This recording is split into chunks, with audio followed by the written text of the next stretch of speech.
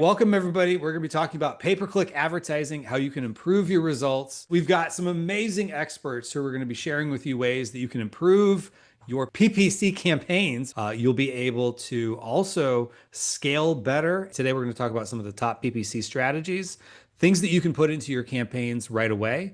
We're going to talk about what's working now. So we're not going to be talking about, this is what worked in 2017. No, we're going to talk about what's working today. In some cases, it's stuff that did work in 2017, but we're also going to talk about not just the evergreen stuff, but the stuff that's working today in today's world and dispel any of those myths out there so that you can avoid some of those critical mistakes that may be costing you money in both wasted ad spend and lost sales. Let's go ahead and get into it. Ritu, I'm going to put you on the spot first. What do you see is working today that maybe is different than people are expecting? I might take that as a what is not working today, that's Go different any from direction with it you the think. past. Okay. Like the clarity around match types, that's always been like something we've grown up with, almost phrase, broad, exact. The lines are blurring between those match types, and it's becoming a little bit of fuzzy overlap between these three match types, even though exact match is still the king when it comes to trying to rank for certain keywords, etc. But if you look at your search term reports, you will see that exact match doesn't always behave as exact match anymore. Yes, there's some types of categories that have more of that and some less, but the lines are blurring. So what I'm seeing and trying to decipher where Amazon is going with this Mhm. is that I think that those match types will at some point disappear, and that there will be more of a here's a keyword, and Amazon will figure out how it's going to be advertised and how it's going to match. Now, that may not happen this year, may happen next year or the following year, but definitely we are heading in that direction. And so what kind of future proofing we can all do in terms of like getting to that point where we have a little bit more control over our ads versus Mhm. right now it seems like traffic gets diverted between the different match types, and it's hard to kind of place a finger on this is the reason or this is the way your traffic is being channeled through a particular match type. So just observing some changes that are Mhm. happening, and how brands need to kind of start adapting to that change so that they can be in a better place. That was a great answer there.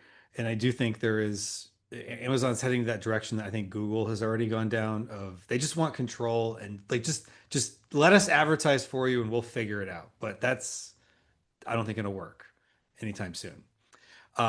So Elizabeth, what are your thoughts on what is working today? Probably similar to what Ritu had said, I would say. So there was old school strategy when cost per clicks were lower, Mhm. was definitely to, kind of start in broad, allow the algorithm to feel it out, and then segment down from there.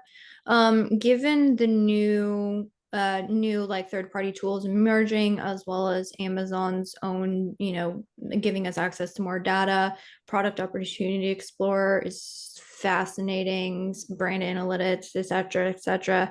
And as well as like, some tools who have done some really good work. I mean, Helium 10, Jungle Scout have always been around. Data Dive's a really good, strong one. It's becoming easier and easier for those with less experience in, advertising to pick better beginning targets. Hmm. And so I would say, even as I would agree, it's driving me crazy, the algorithm sort of shifts away from the control. I still find that the more specific you can get, the more intentional you can get with your targeting, the better your performance will be. And I always find that like this has been good practice since the dawn of the beginning versus now. A couple things have changed. One, cost per clicks are a lot higher than they used to be. Hmm. So your cost of testing is extremely elevated.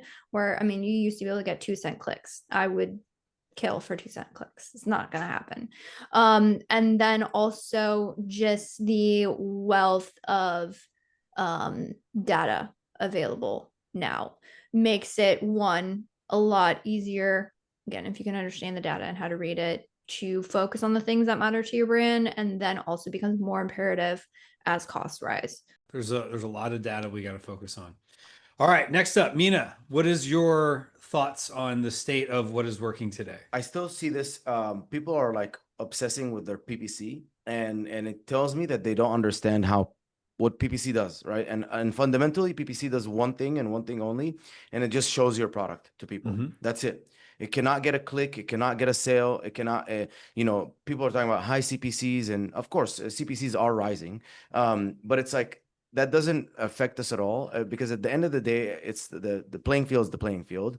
And the way that people need to start looking at it is you have PPC, and then you have your click-through rate, and then you have your conversion rate, like kind of in a chain. And you can push PPC up, but then you can't push it anymore. And then you have to push click-through rate up, and then you can't push it anymore because conversion rate. Then you have to push conversion rate up, and then you kind of have to keep pushing them all together, or else you're never gonna get up there. And a lot of people are like, okay, I'm looking at all these keywords, my campaign structure, this and that. I'm like, cool, let's redo your campaign structure. Let's test this keyword. Let's do that keyword. What's gonna happen? You're just gonna keep showing up to people. Now, understanding that Amazon is just 1,000 tiny funnels. The funnel is someone types in a search term, they see you, right? And then a certain percentage click and a certain percentage buy. And that's now for one keyword, your funnel. Once you start understanding that, then you're like, okay, I cannot just do PPC. If you look at your weekly as a business owner, if you look at your weekly plan, and your weekly plan doesn't include equal amounts of looking at wasted spend to improve it, and then also what's something that you could do to improve click-through rate, and then also what's something you could do to improve conversion rate, and then also what's something that you could do to your product so you start to move closer to a category of one versus, oh, like CPCs are high. I'm like, okay, but if you were the only product with like intake breathing, the strongest breathing strip on the market, it's magnetic, the only one, they have a patent.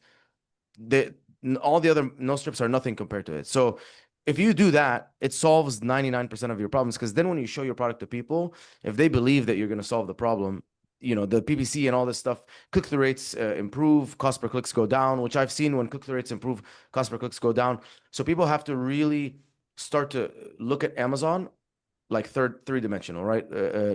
Not just the ads, but also everything that, we've all been talking about, Elizabeth, me, Ritu, Noah, for years.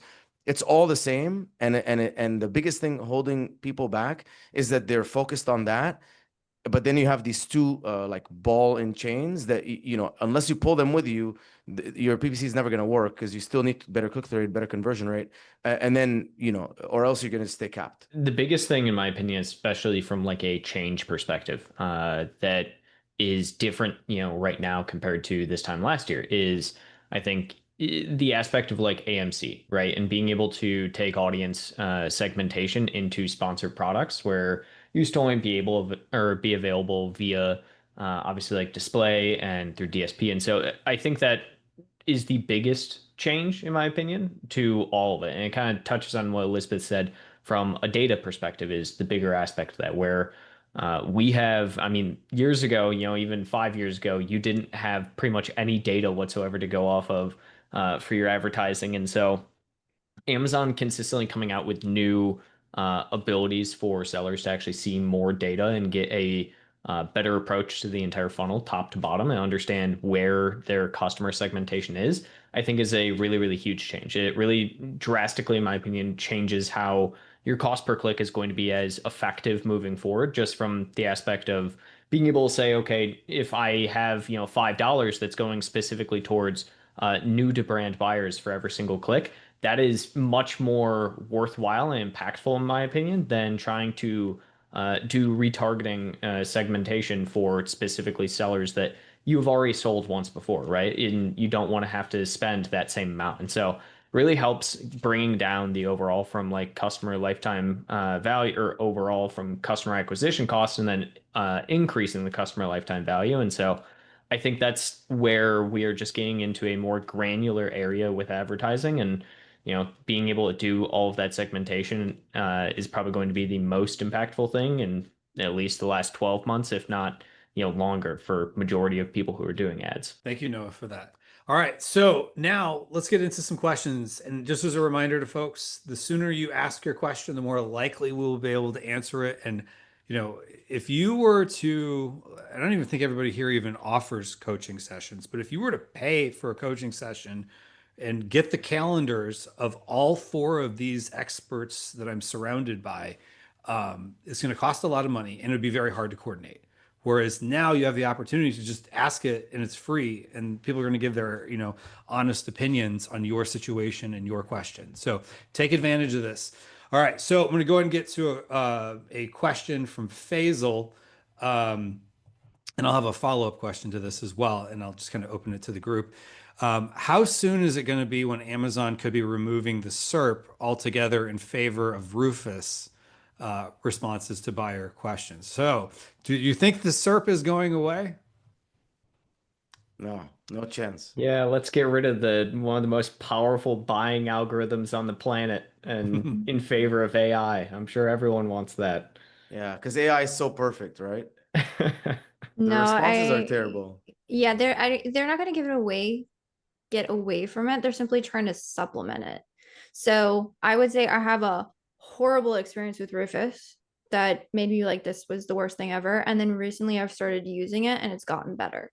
So I think Rufus adoption will increase, but it's going to take people again. My horrible experience was unfortunately my grandpa was in hospice. And so I was trying to be like, what the heck do I get him for Christmas? Like I don't know. I'm searching all possible. So I asked Rufus and it recommended get well baskets, which is like that it was funny, but like it obviously did not get context at all. Yeah. But then recently, like we were attending my sister's wedding and my daughter had very specific specifications on what she wanted in a dress. And Rufus was actually insanely helpful because it's a pain in the butt to dig through categories like that. So I'm noticing it become better. Will it replace search? Heck no, it's not going to replace it. It will segment it. It will probably ideally help it. And ads are already in Rufus. So Amazon's already looking to capture. Probably going to be a day when Rufus has a bigger market share and maybe it does replace search. But I have a feeling, my kids are still kids and, maybe their grandkids might experience a SERP-free world. Or maybe Amazon just recently came out in their most recent quarterly statement. They tried to claim, or they are claiming, I guess, that 250 million active monthly users utilize Rufus, right? Which last time I checked, they have about 350 active monthly users. So they're saying like 80% plus of the entire user base on Amazon is using it, which I just find incredibly not possible. So last year, for instance, they were claiming 45 million, and we ran a giant poll to try and see people actually using this. And so we just did a random poll, 500 individuals, shoppers on Amazon, and less than 4% of them actively used or had used Rufus prior. And so I think it's the type of thing where I started questioning. I actually reached out to some people to like ask what is the attribution they're talking about when they look at Rufus. And I think they attribute pretty much any form of like AI integration into searching as like technically Rufus now, which is the big thing where I don't think Rufus is going to replace search. They're never going to get rid of it, right? But I think we will see within the next 12, 24, 36 months where Rufus basically just integrates directly into the search itself. And you will, when instead of seeing keywords pop up when you're trying to search for something, you will immediately search something and see products immediately pop up, right? And I think we'll see an evolution of what the search page looks like, and we have seen that many times over, but I can almost guarantee that the whole pop-up little chat box thing that is Rufus right now is not the final stage, nor even the most utilized stage that Amazon claims it to be. That's a good point. Ritu, I think you have probably a follow-up to that, which I think I'd love to hear your thoughts. So I don't disagree with anyone about this, about their opinions, but I do think that the way we're asking that question, which is that will it replace something? Mm. That question itself might have a nuance that can evolve over time. So, for example, when we say, will Rufus replace the search bar or whatever, we're basically talking about the way it looks today. But that's not the main thing. The main thing is that the way people find products is going to have more and more of the AI component layered on, like Elizabeth was saying. There is going to be layering. And even right now, Rufus isn't just sitting in that box. It's actually spread out quite a bit. So there's parts of it under the images. Like you'd see three kind of prompts, or they're almost like questions that come up that people might click on. And I think Amazon is counting all of those as Rufus, not just a search that originated with the Rufus box, which a lot of people don't even know about. I mean, it's going to be seamless. It's going to be like, okay, we're integrating all these like little questions that can be clicked on, and then you can get answers to those questions that might then lead to products, and also be an opportunity for Amazon to show more ads in those funnels that are infinite. Like it's not like one path. It could be starting with one question somewhere that they clicked on, they get something that is, it's like it just goes down different paths, right? And what I think is that because it's spread out, it's hard to say if it's replacing or it's like supplementing or it's like just another ecosystem that just will be everywhere, including with suggestions that they're partnering with Alexa, or they're partnering with Interest AI and other kind of mini tools that they've created and are spreading out. All of them are in the back end using Cosmo. They are using Rufus. So I think the main question is that how do we actually prepare for that reality where people will be searching a different way? And it's coming. I mean, we don't know when it's going to happen. May not happen this year. May not happen next year. But definitely things are going in the direction of conversational e-commerce is what I think. And that the shape of the box might evolve, is my thought. It's definitely something that we're all trying to figure out, and it's whether it's just more employed into search or it's its own thing or whatever. It's definitely going to have some effect over time. To what degree? I think the jury is still out. Cool. All right. Next up, we got Brian Bell asks, when you create clients' campaigns, how do you take into account Amazon's algorithm's relevance score, internal calculations that nobody, including Amazon, even knows? So how would any of us know? Sometimes higher bids don't turn into impressions due to this, it seems. How do you decide, how relevant a keyword is? Mina, I'll let you jump on that one first. Yeah, I don't like, again, I think too many people try to figure out and anticipate what's going to happen. I think you have two options. Option number one, run auto, broad, and phrase of the main keywords, and then let the, search term report guide you and give you more keywords to work off of.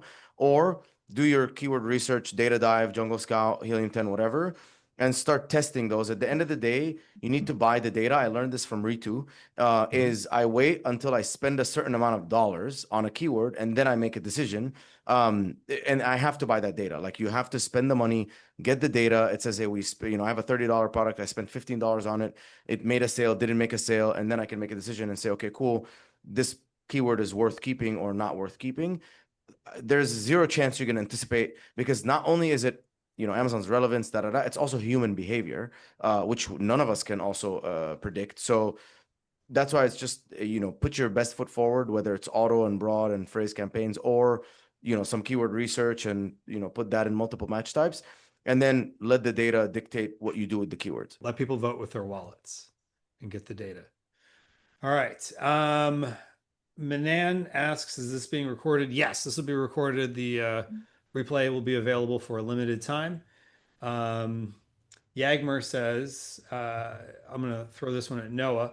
If you could give one super critical piece of advice to someone who's going to launch their first PPC campaign, what would it be? Oh, I like that one. I figured you would. Yeah, I think the super critical piece of advice I would give is have the expectation going in that you are not, in fact, actually going off what Mina was just saying, have the expectation going in that whatever it is that you end up targeting, any keywords that you have, anything like that, uh, will be wildly different a week or a month from when you first started it. Going off of like relevancy, I have worked with so many people who think they understand PPC and think it to the extent of like, this is my product. I have Mentos mints, and therefore I'm going against the keyword Mentos mints. And so I should do amazing, right? And uh, no, that's not really how advertising works at the end of the day, unfortunately, with targeting. And a lot of people fall into the trap of basically exact match, top of search, and it just eats away at their entire ad budget. And if you are a product that or just a seller in general that has, is new. You don't have any reputation whatsoever. You don't have reviews. You are, even if you're decently priced, even if you have a good listing, doesn't mean you're going to get immediate conversions. And so, I think that's the biggest piece of advice is that like your targeting when you very first start is going to look wildly different. And you need to just actually optimize and actually keep an eye on it and not just sit there and say, oh, let it run its course, it'll get better. Because it won't. You have to actually work towards advertising. It's not a set and forget. It's a constant battle upwards. Constant battle upwards. That's a good way to frame it. All right. So this next question is coming from the chat from Zestination, basically asking about strategies and tricks related to Q4. So I'm going to rephrase that and say, just throw out to the group, how do you approach PPC differently like now? And you could maybe even go through like a cycle of now through like early January compared to like the rest of the year, and whoever wants to jump first. I would say, at least for us, unless there is a reason to, meaning we don't have campaigns, keywords, etc., that we have to double down on.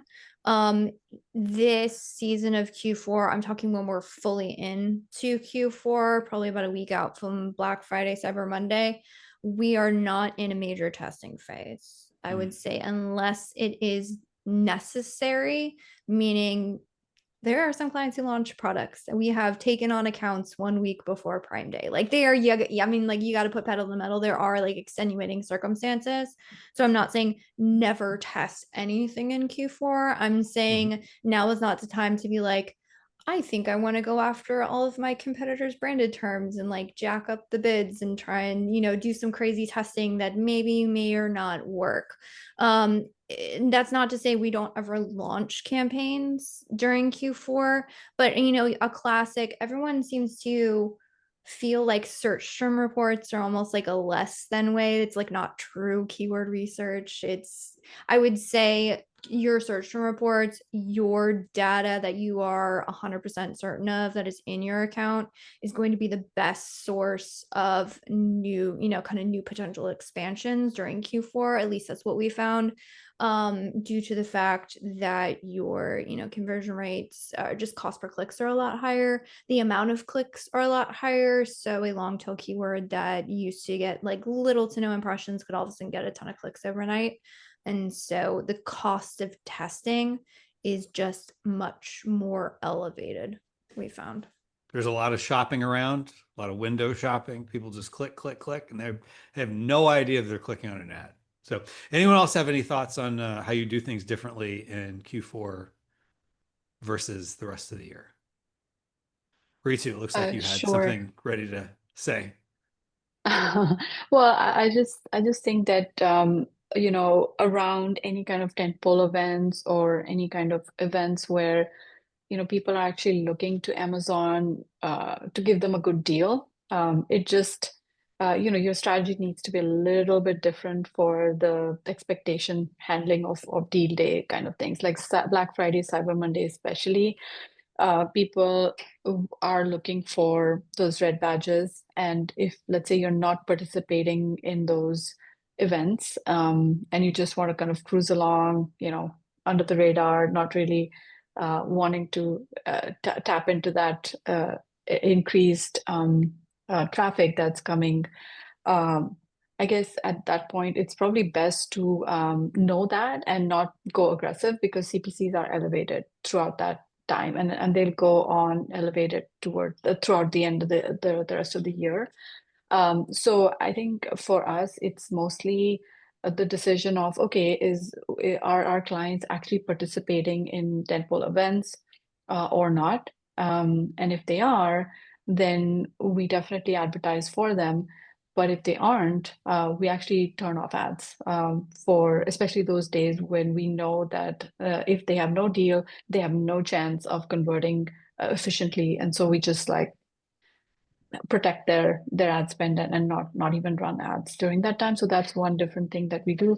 But let's say you have a seasonal product and you are participating in in some form or the other, and if it is something like that goes into a stocking stuffer or whatever, then by all means have your expectations about the elevated CPCs, but run and test whatever works for your brand.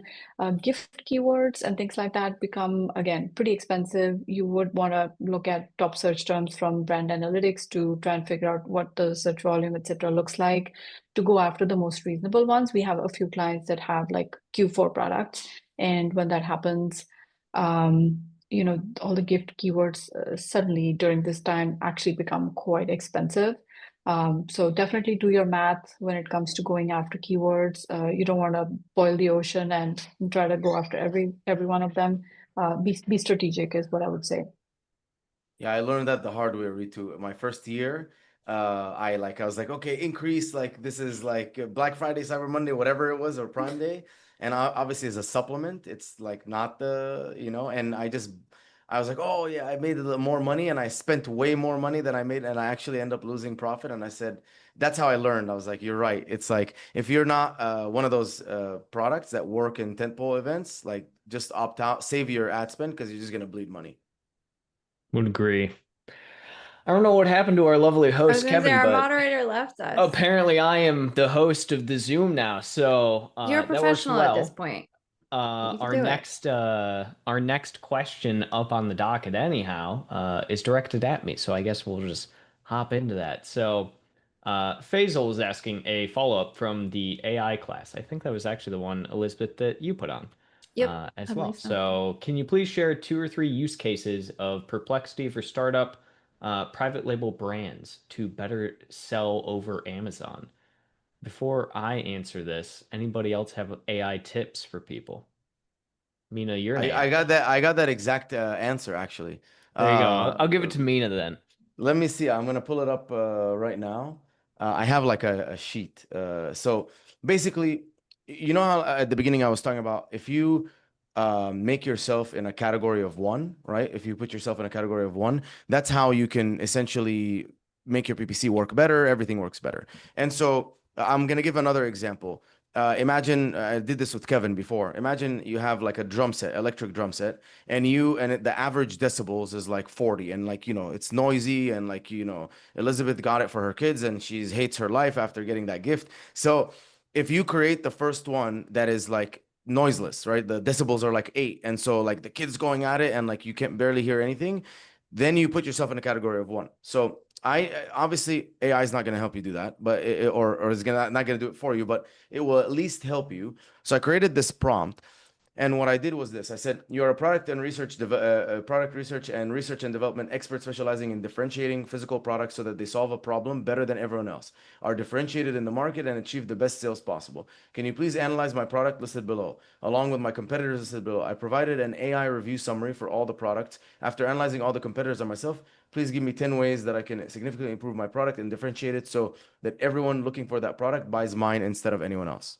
And then I put my product and then the AI summary from Jungle Scout. And then I did the competitors and the AI summary from each one of them.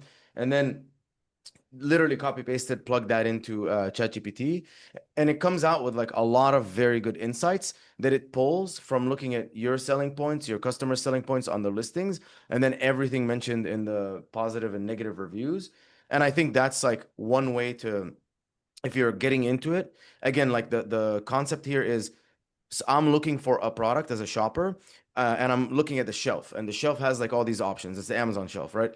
And how do you make yours significantly better so that I look at yours and I'm like, I want that one, and then secondary, I'm like, can I afford it? Not like, oh, this one and this one, they look pretty close. This one has a better price. This one has more reviews. I'm gonna buy that one. It's like, no, no, no. I want that one. Can I afford it? And like that's how the shopping behavior changes.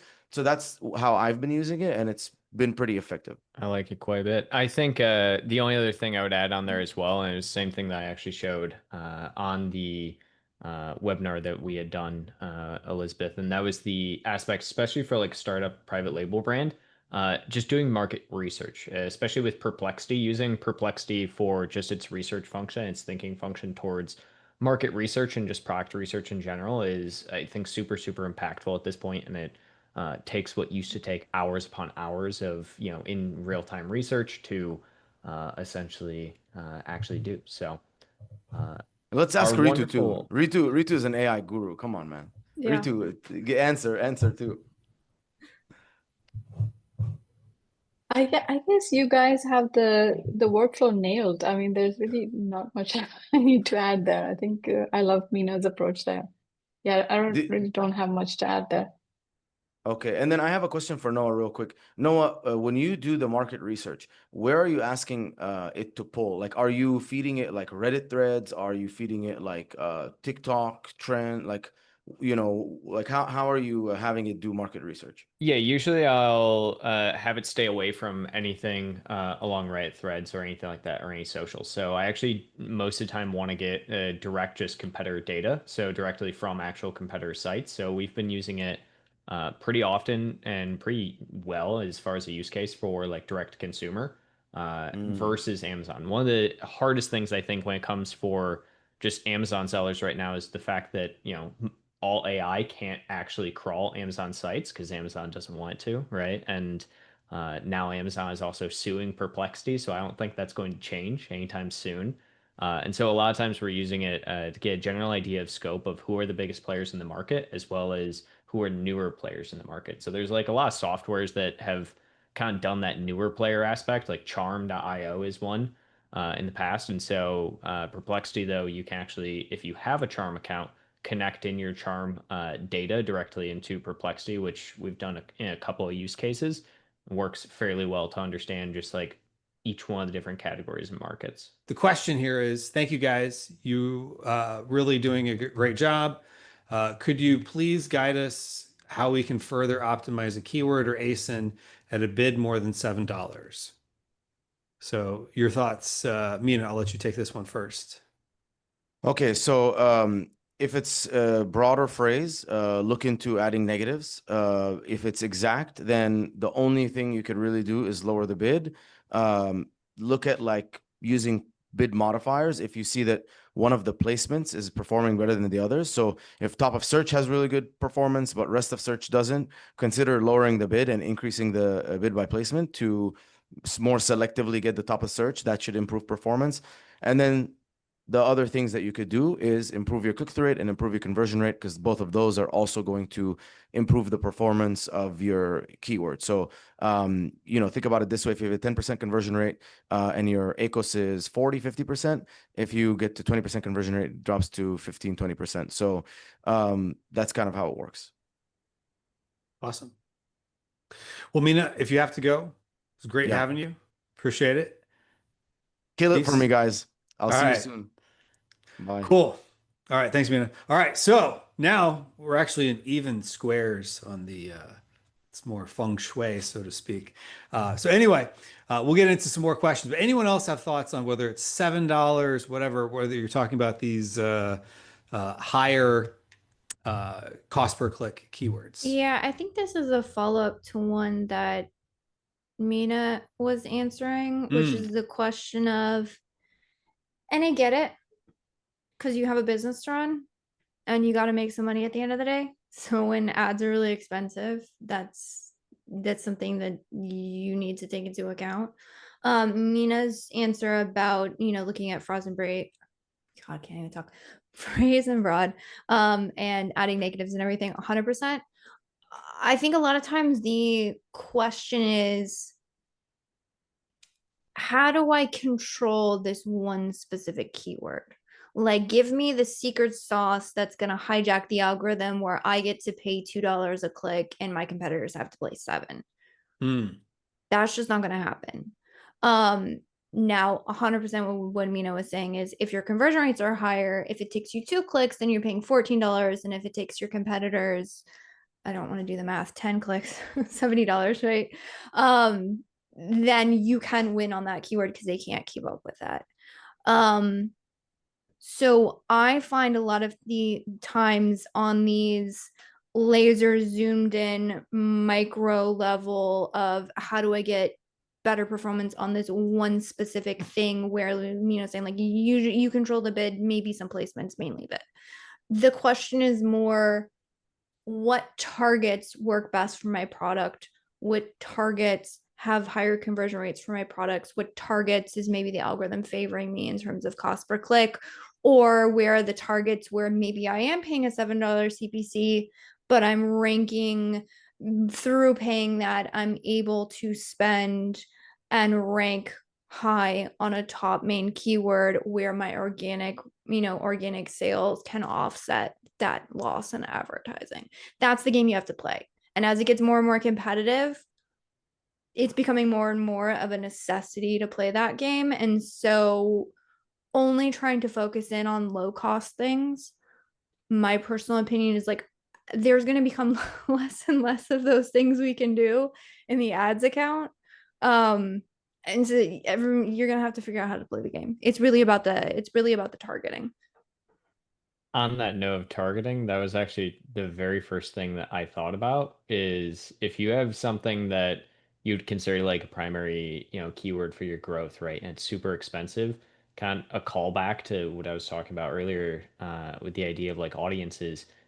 If you can limit, and the idea of essentially kind of what you're saying there, Elizabeth, of like your organic at some point in time will like take that up. It's exactly that, right? If you can limit the audience targeting you're doing at $7 cost per click to only new to brand customers that you can go after, that $7 is going to feel a lot less like hurtful, I guess, from a bottom line perspective over time, if you know that every single person that is, clicking that is somebody potentially new to your product that could purchase it, right? And then going off that again, the idea of, retargeting those people in the future will be a lot less expensive for you from bottom line perspective and, potentially help your organic. And so I think those are kind of the things that you have to look at anytime you're just, dealing with a large cost per click. And that, I mean, the truth of it is $7 is, yes, super expensive, but it's also not even close to like the most expensive keywords out there. And so,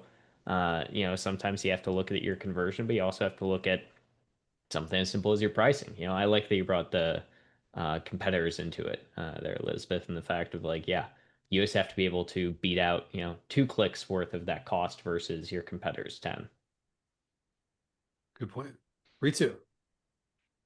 Yeah, so I think that the number 7, if you just look at it in absolute terms, it really doesn't mean good or evil. It doesn't mean that 7 is bad. It doesn't mean 7 is good. It is to do with the other metrics around it. Like, for example, if even at $7, you're able to get a decent enough ACoS for ranking purposes, I wouldn't stop that keyword, right? Versus like trying to get a cheaper click might actually get you a worse ACoS. So it really depends on what that $7 is getting you. It's got to get you something. Either it's got to get you profitability, or it's got to get you visibility, like ranking, basically.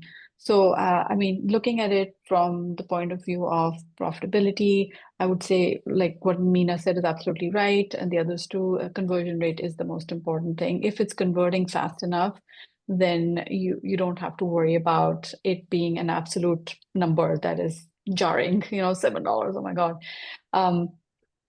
The other thing is placements, of course, because $7 at top of search might get you a much better conversion rate versus $7 at a different placement, like a product pages, which may not convert as well. So, making those adjustments, maybe lowering your base bid and then increasing the top of search multiplier so that it works out so that you do get credit for spending that much money. And sometimes product prices are really high. In some cases, we're dealing with products that are so expensive, like $1,000 products, like furniture and stuff like that. Oftentimes the bids do get high, but because the conversion rate works out that way, it works out in the end. Like the ratio of how much you're spending to how much you're making is actually worth it. So again, it's not an absolute number, it is relative, and you need to look at more than one metric when you're gauging that. Such a good point. At the end of the day, the math speaks for itself. All right. Next up, Mary asks, what's the most valuable change you've made in your campaign strategy in the past few months? So anything you guys are doing differently that seems to be working, which was kind of the original question, but kind of a different spin on it. If anybody wants to jump on that one. Audience targeting. There you go. Audience targeting. That's a good one. Yeah. AMC audience targeting stuff. Anybody else? For me, business to business, like a lot of B2B ads are doing quite well. So if your product is good for businesses, adding that has been quite good. I mean, similar to audiences, right? Some people have seen really good results with audiences. We've seen really good results with B2B. Awesome. All right. Next question. I'm going to start this one with Elizabeth. For a seasonal category like Christmas ornaments, with many SKUs sharing the same core keywords but varying mainly by design and color, what's the best PPC campaign structure to prevent cannibalization and maintain strong keyword performance? Are these variations or are they with many That's a good questions point. and key keywords? So my answer will differ based on if there are variations or if they're non-variations. And so the good news is that it's not as hard as you think. You can use data to get to the right conclusion. You can either bang your head against the wall trying to figure it out, or you can just let the data lead you to the right conclusion. In my personal opinion, data's leading is a lot easier. So if they are on the same listing, I'm assuming if it's a Christmas ornament, there's a bajillion different variations. For context, we deal with a lot of clothing brands, which talk about variations. You can have 100 different variations for listing. It's insane. And so for those ones, there is good strategies out there that say like, okay, so every single variation must have its own campaign, own ad group. We found that because when you're dealing with like larger variation listings, or especially I'm guessing if it's a seasonal ornament, you have like a time crunch. I would be a fan of putting all of the variations into the same ad group running to the same keywords. That just helps aggregate data a little bit better. You get answers to your questions pretty quickly. The only exception to that hard and fast rule is if there are variation specific keywords. What do I mean by that? You're saying different designs and colors. So if someone's saying Santa ornament, I don't necessarily want my reindeer ornament to show up and vice versa. So I would build out segmented campaigns around what we call like keyword intent groupings or variation specific groupings, and then just make sure all of the variations that apply to those groupings, which in some cases, somebody wants blue, we have a light blue, dark blue. Which one do? We do both. You also want to make sure as you run this, I'm assuming you're starting from zero. A lot of times when people are selling ornaments, maybe they have a couple that are winners and then they just continuously launch. We deal with a lot of these seasonal products. So a lot of times you're like launching a whole bunch of new ones, and it's a numbers game with products. In that case, I'm assuming you're starting from zero and these are new campaigns. So you would also want to, as you start getting clicks, go into the ad level of your ad group where you can see all the products and treat it similar as you would, keywords, high clicks, no sales. You want to make sure that you're filtering out for the winners. That's if you were talking variations. Now, if we're talking, these are all separate listings and we have a completely different one, because I like to think of it in terms of traffic funnels. And you want to have good control over your traffic funnel. If you are running ads through any other platform, think of it as running to a landing page. You would never want to have one funnel that runs to multiple landing pages, because like, what is your conversion? And maybe this one converts higher, this one converts lower. Like the traffic is split. It becomes very difficult to control.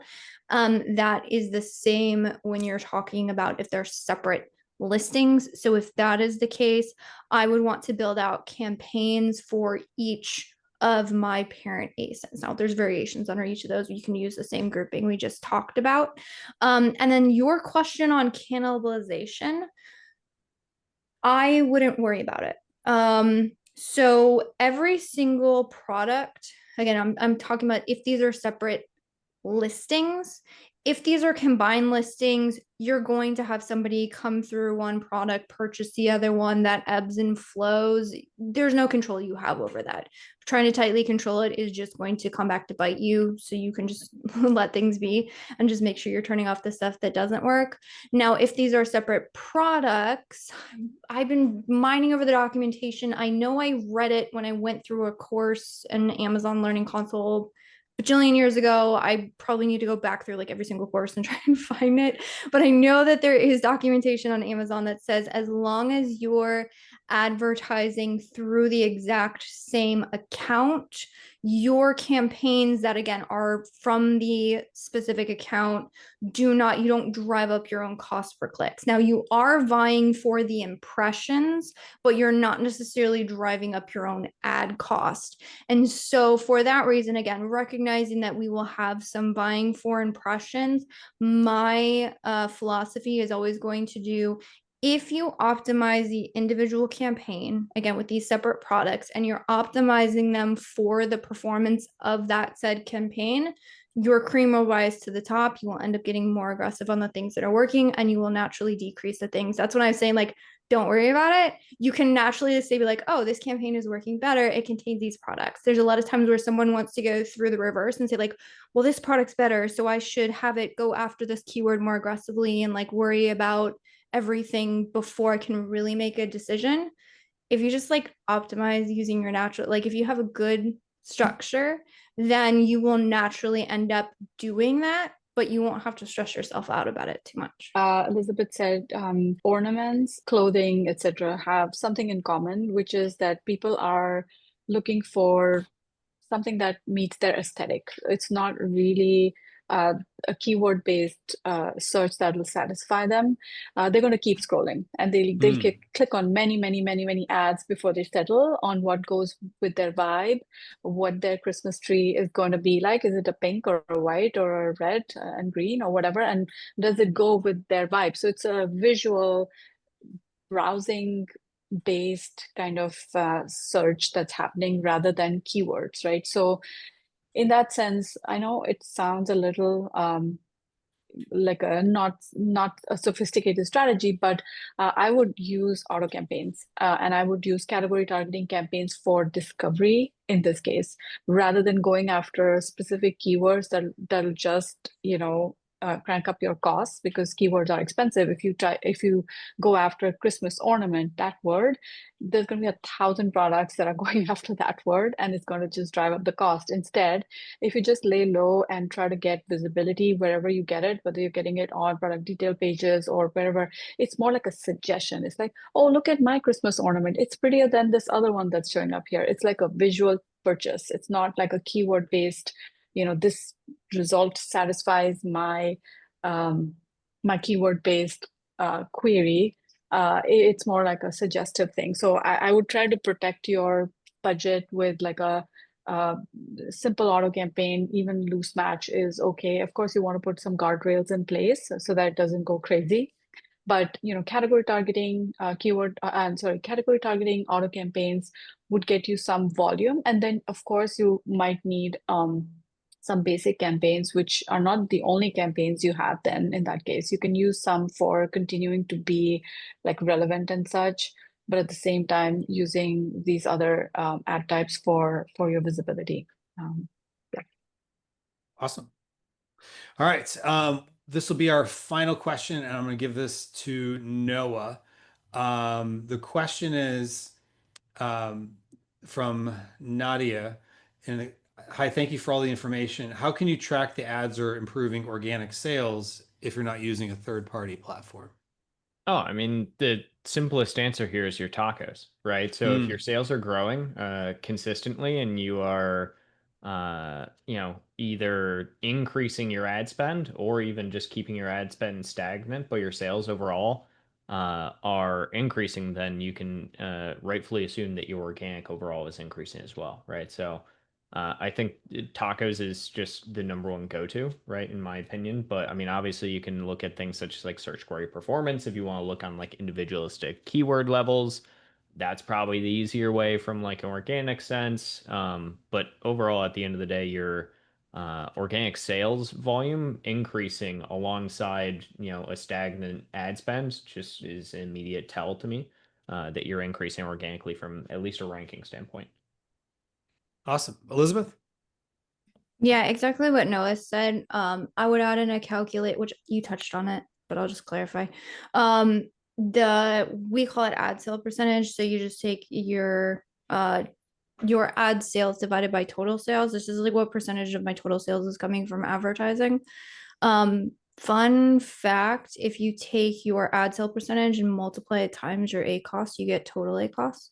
So you can actually forecast out what does my ratio of ad sales to organic have to be to hit my total A cost targets, which can be helpful.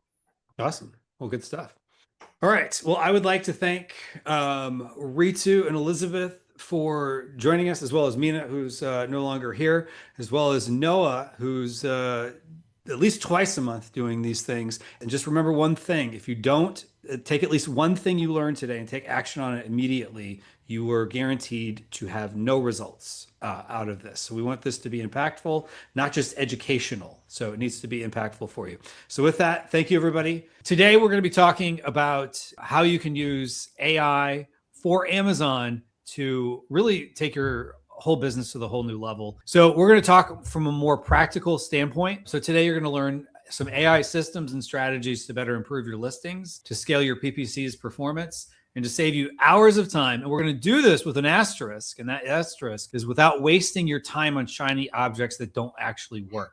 We want to focus your time on what is going to actually help you. Let's get into the meat and potatoes here. So our expert panel is going to share some of their best tips for AI. So Elizabeth, if you could share your best AI tip. There are certain advantages to ChatGPT right now that I think are not utilized as much as they could be. And that is one, some people might have dabbled in custom AIs or custom GPTs.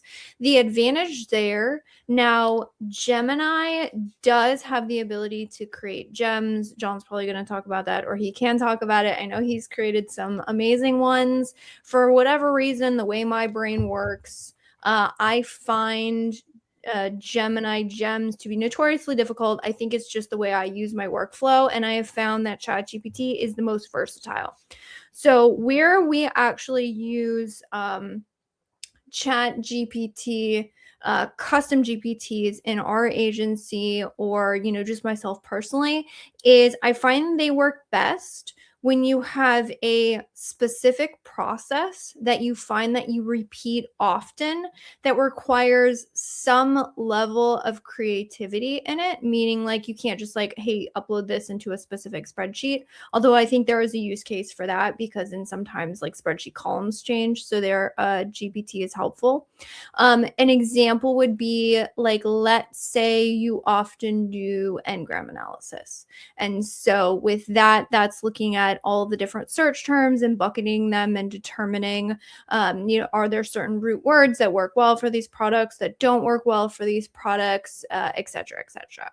Where you can create, and we have a custom GPT where you can combine, you can actually combine data sets. So 2 different reports, like a search term report, but then also be able to look at an advertised product report to say, okay, not only which of these search terms work better, but also create a combined report for me. So add in the ASINs that are being advertised for this one keyword target, and then the search term, and then perform an analysis for me for every single one of these products. So I'm not just looking at, okay, my search term report in total, which is helpful when I have one product, but if I have multiple products, and that's like a multi-step system that could be put into an evaluation, but there's two things. So one, that just creates time, right? You still got to download the reports, but then you got to put them into a tool and you got to do some data cleaning and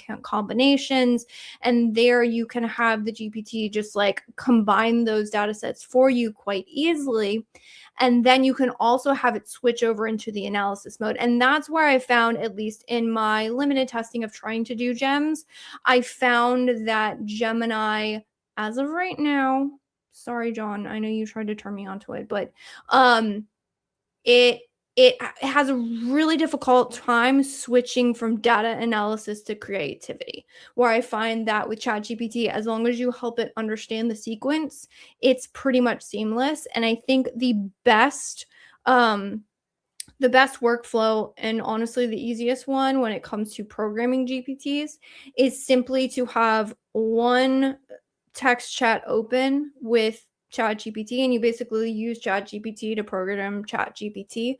So you say like, hey, this is what I want to happen, and kind of do it step by step, and then you copy, hey, these were the results, this is what I wanted to happen, this is what happened, I need you to rewrite all of the instructions. It will rewrite instructions, you plug it in, and with that workflow, and then you have, what I have found is, if you're using AI to say augment your team workflow or maybe your own workflow, you want to identify these specific tasks that take a long time that maybe involve some level of data analytics as well as some sort of creativity. So again, understanding the root words, what's working, what's not working, are there any insights we can glean from that has a level of creativity to it, but it is a specific and defined thing that you already have some, or should have some, area of expertise around, because with any AI, it can potentially hallucinate. It can tell you things that are incorrect. So if there's something that you do repeatably,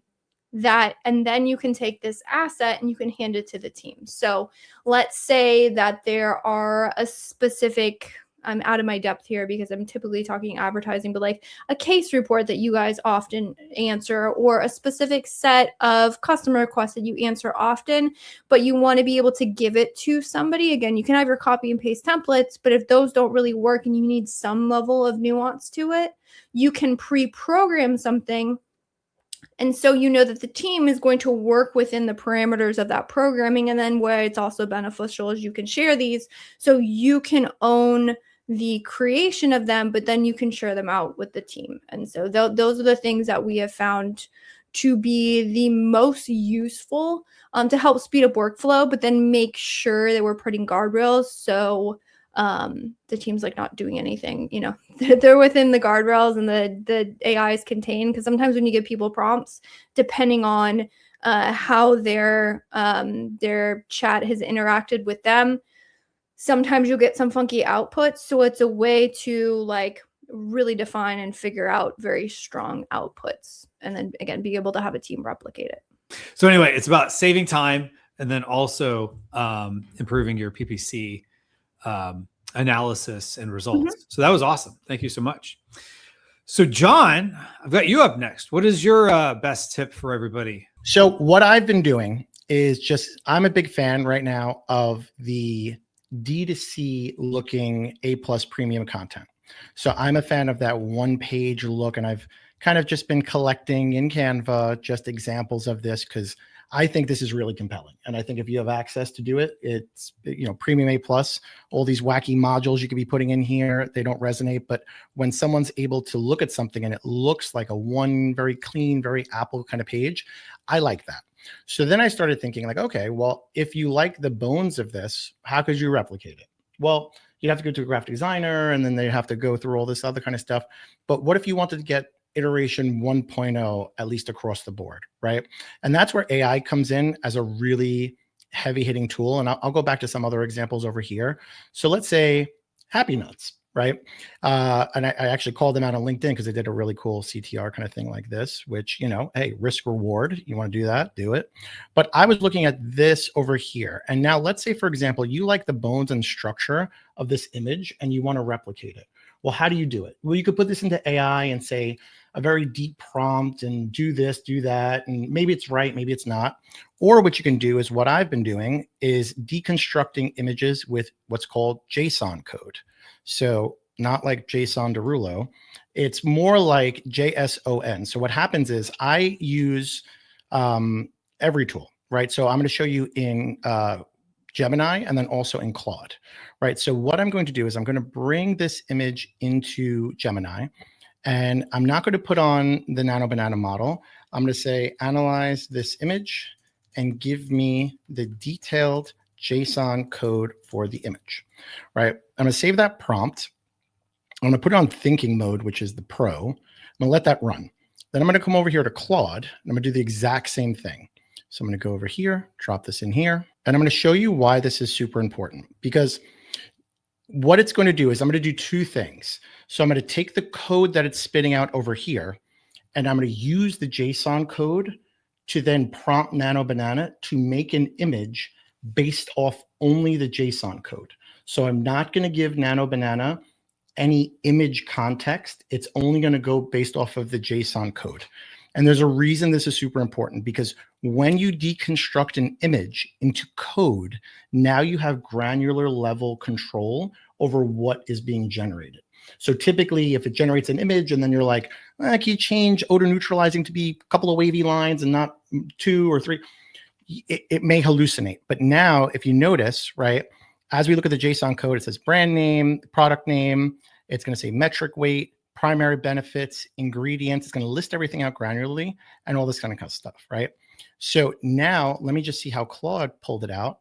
Very, very similar, right? Like this. But if you notice, it says icon, text, features. So Claude is a little bit better for this. So you see how Claude pulled out the color palette. So it's actually giving it context of the hex code. So I'm going to go with the Claude one, right? So I'm going to copy this JSON code, and then I'm going to go back into a new window. I'm going to keep it on thinking model, and I'm going to put it on create images, which is Nano Banana. And I'm going to say generate an image based on the below JSON code. Okay. And we're going to let that run.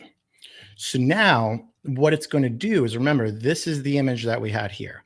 By the way, I like this because this is using that D2C one-page style, because if you were to pull the image out, this module cuts off right in the middle of the bottle. So it's technically two modules that are connecting over here. So that module and that module. But you would never know because it looks like a one-page D2C. So I think every brand that's running premium content should be doing this, because this gives that complete D2C feel. So now you have this. So it didn't come out amazing, but you could see how I'm able to granularly change every single thing about it. So you can see it had no visual at all over this. Now, does it look exactly like this? No. But now if I was to take the same thing, let's say this bluey thing, and we were to do the same thing, now we can opt out different things. So then I can go back to this and I can say, great, move it to the middle, anything like that. Because with the JSON code, right, and I have some other examples of this too, because what I was doing is I was doing this for these D2C style modules, right? So I think I pulled I pulled a Bose one out before. So I'll show you guys that example, right? So here, JSON. Okay, cool. So this. Okay, perfect. So you see this one over here. This was the Bose.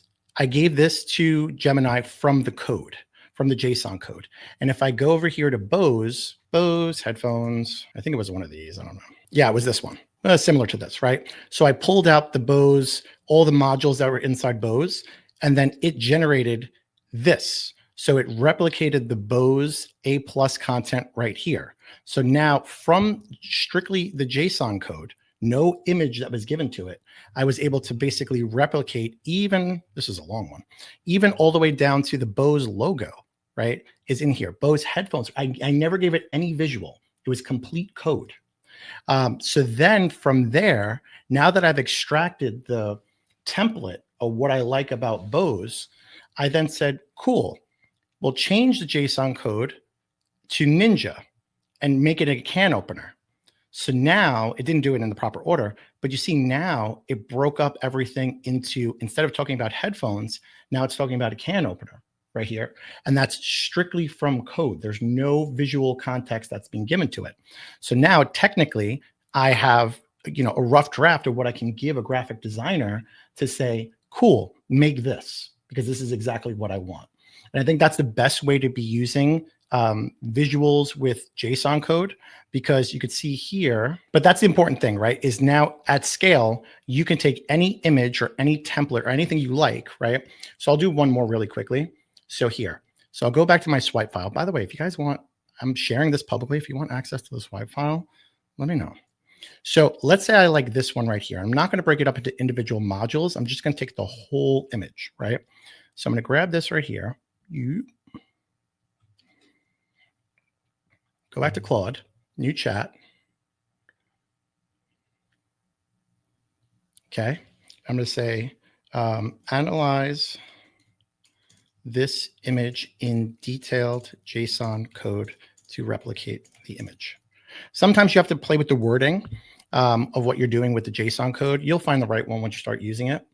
And then what this is going to do, it's going to spit out the JSON code. So then I'm going to have the complete structure and bones of what this image, which is A+, you'd have to break up into different modules.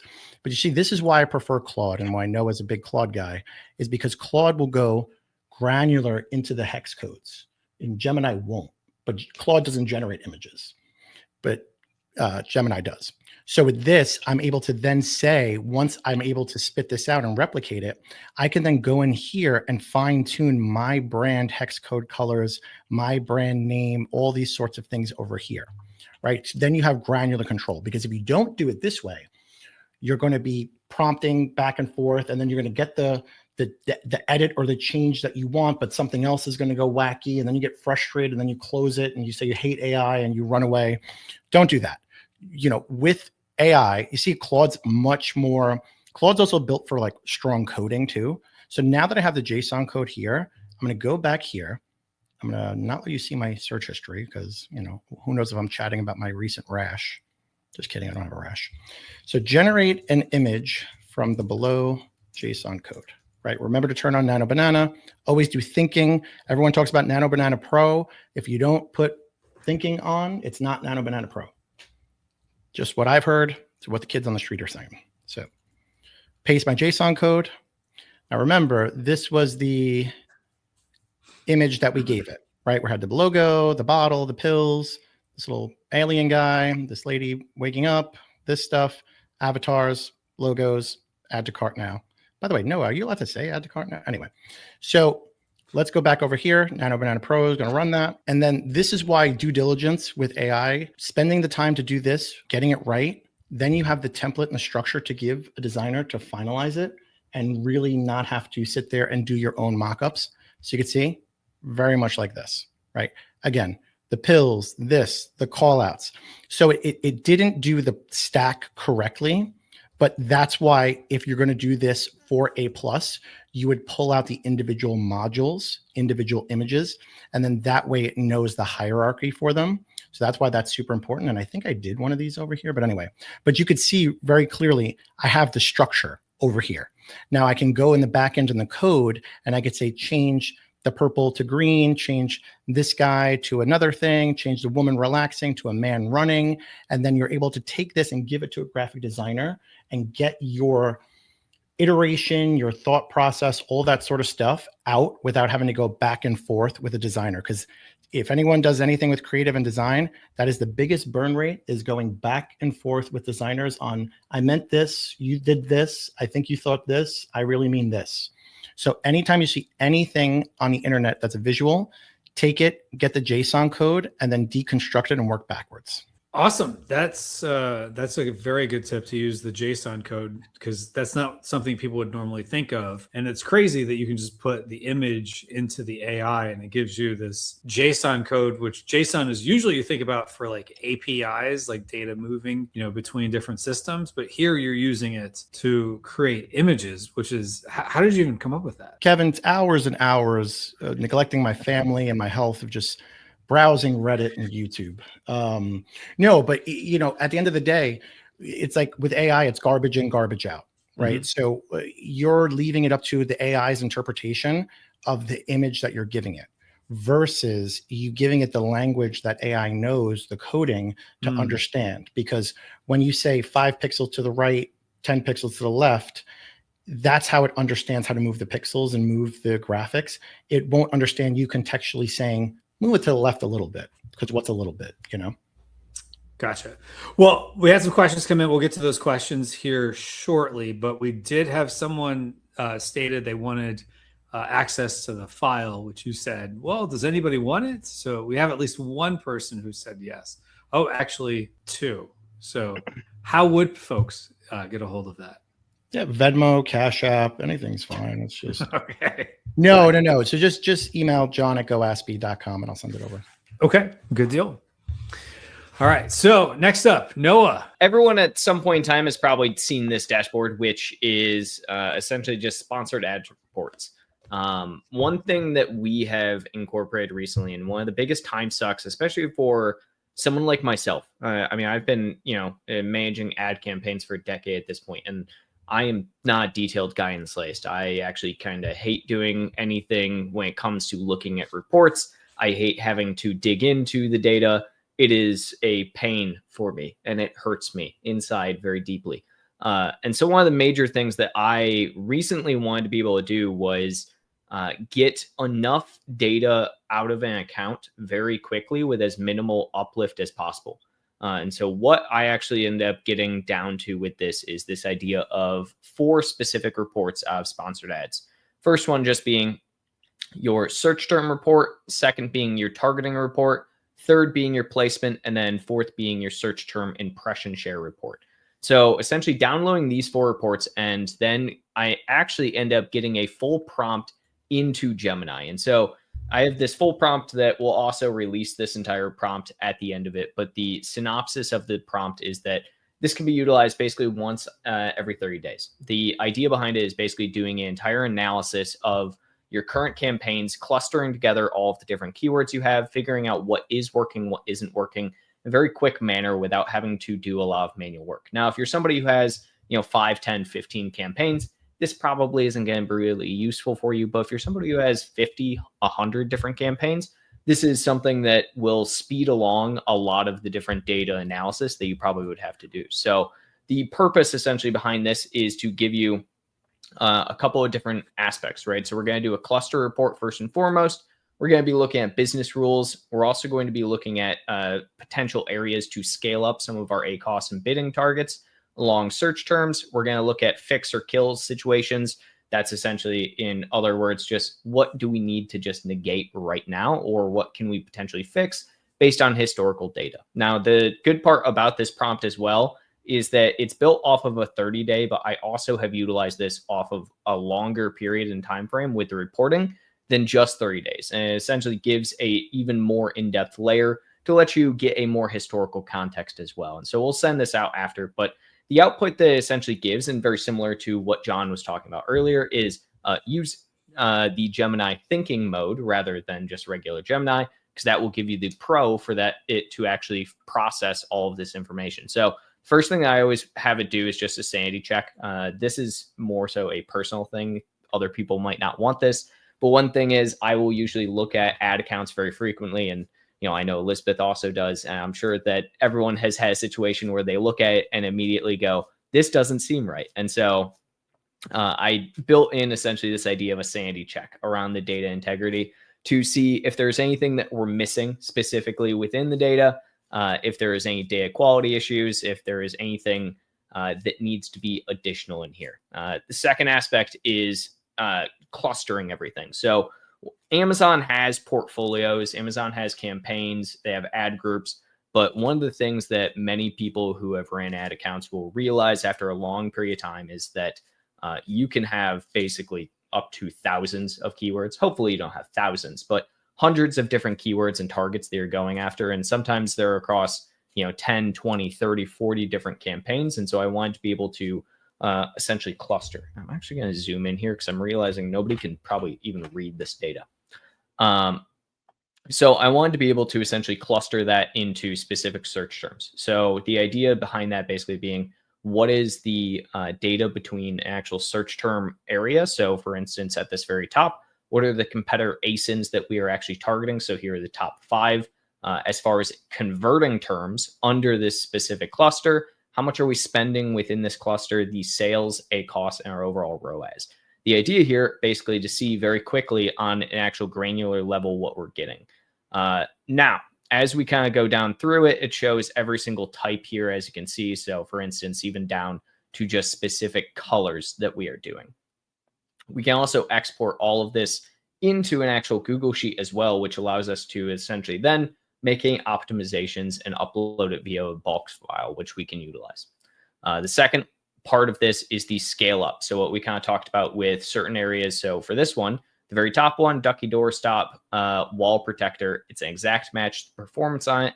ACoS 21%, ROAS 4.7 with a rank 1, but only 32% of the total share. So we can obviously see immediately we don't have as much share as we possibly could with a rank 1. So gives a specific action, and these actions are again built in specifically to the prompt based on a decision tree as well as to what we can be looking at for this. So in this case, it's looking at us potentially increasing bid upwards of 20% so that we can essentially have the entire share a little bit more. Now, a couple of things to note within this as well. Ways you can optimize as well from a prompt perspective is inputting as well what your overall tacos goal is, your ACoS goal, and then also what you're actually shooting for from a click-through rate and conversion rate, which those are some optimizations we do for a little bit more granular accounts.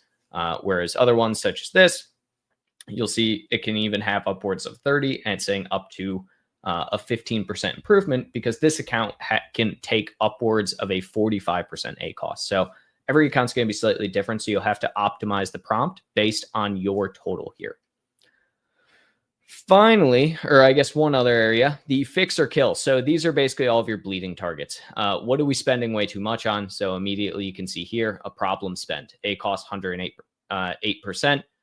The action fix here, they actually want us to fix it rather than kill. This will come into place based off of what our overall bid is on every single one of these search terms, as well as what we're actually looking at from a cost per click perspective. So if, for instance, we actually have up-down targeting versus down only for bid adjustments, we're going to potentially utilize this as a total fix. Now, the aspect behind utilizing this is that it gives you a full breakdown without having to go again through an entire bulk file and look at the bulk file. It's basically the modern day version of, every single person has their own essential just Excel sheet that they have utilized at some point in time that they put all their campaigns in, and it runs algorithms to say what they need to attack, what they don't need to attack.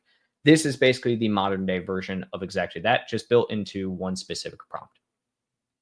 We then have our placement and budget recommendations as well. So the idea behind this is that same thing, we're just going to get an updated version of what we need to look at from either a placement adjustment or a budget allocation. If we have any, they're running out of budget, it will also tell us that immediately.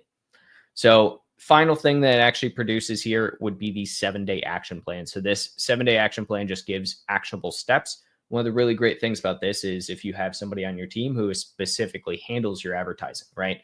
This can be utilized to immediately just get something like a task set up within their account, or it gives you these specific campaigns that you can actually go after to start targeting. Now, a grain of salt with all of these, obviously, just because Gemini itself is not an advertising expert, so to speak, but prompting, I think, is the very large aspect of what makes this particular. So the more granular, and earlier, as John actually said, and he is very frequent to say with a lot of this, in AI, garbage in, garbage out. And so the more granular and the more data you can give around your account within a prompting schedule like this, the better output you'll get overall. There's very little difference in this specific prompt between running this versus running into an Excel sheet and just getting the actual data. Outside of it, just gives a little bit more granular as far as specific decision tree making at the end of the day. I think that was great because rather than just, looking at numbers on a spreadsheet, this is giving you context and some of the why behind you should make some of the decisions in your decision tree. So, wait, I missed one part. I missed one part. Hold on. Go for it. This one right here, it's just the summary. It's basically everything that discusses all of the major areas of fixings that you actually can export directly into Sheets. And the secondary aspect of this is that you can actually upload alongside this an Amazon bulk file. And when you go to export this to a sheet, it will take all of the information from Amazon bulk files and just auto input it. So you can just immediately upload all of the data. So Awesome. Wait. Can I give a bonus too? I have something else. Can I? Go for it. Go for it. Oh, good. Golly. This is an unplanned bonus, folks. He didn't have his bonus ready. Yeah. Come on, add my screen. All right, there we go. That's not Oh, me. wait. No, I got to remove. No, screen. Now add your screen. Sorry. This is something I told Noah about yesterday. So this, if you're a Claude user, there's actually a prompt on GitHub where you make a project called Claude Project Factory. And what this project does is this helps you build infinity amount of Claude projects, because and Noah and I were talking about this yesterday, the most frustrating thing about building projects or custom GPTs is giving it the detailed instructions and context, because you just want to get up and go. So what this will do, right? This will, and I'll pull up the example that we were talking agency stuff. I want a project that Can you zoom that in a little bit? Even with my reading glasses, it seems kind of small. No, I can't zoom on Claude desktop. I can't. Oh, you can't? Okay, never mind. Sorry. No. I use desktop. I'm professional, sir. So, I want to create a project that creates 5 email sequences for outbound cold emailing for an Amazon agency. And then it asks some questions, and this is what I want to do, the sequence, what I want to do. And it asks you all like relevant questions it asks you the questions that you might not know that you need. And then it'll say, cool, here are your instructions for the Claude project, which are super lengthy instructions. Then all you're doing is creating a new project, adding the instructions in here that Claude already made for you.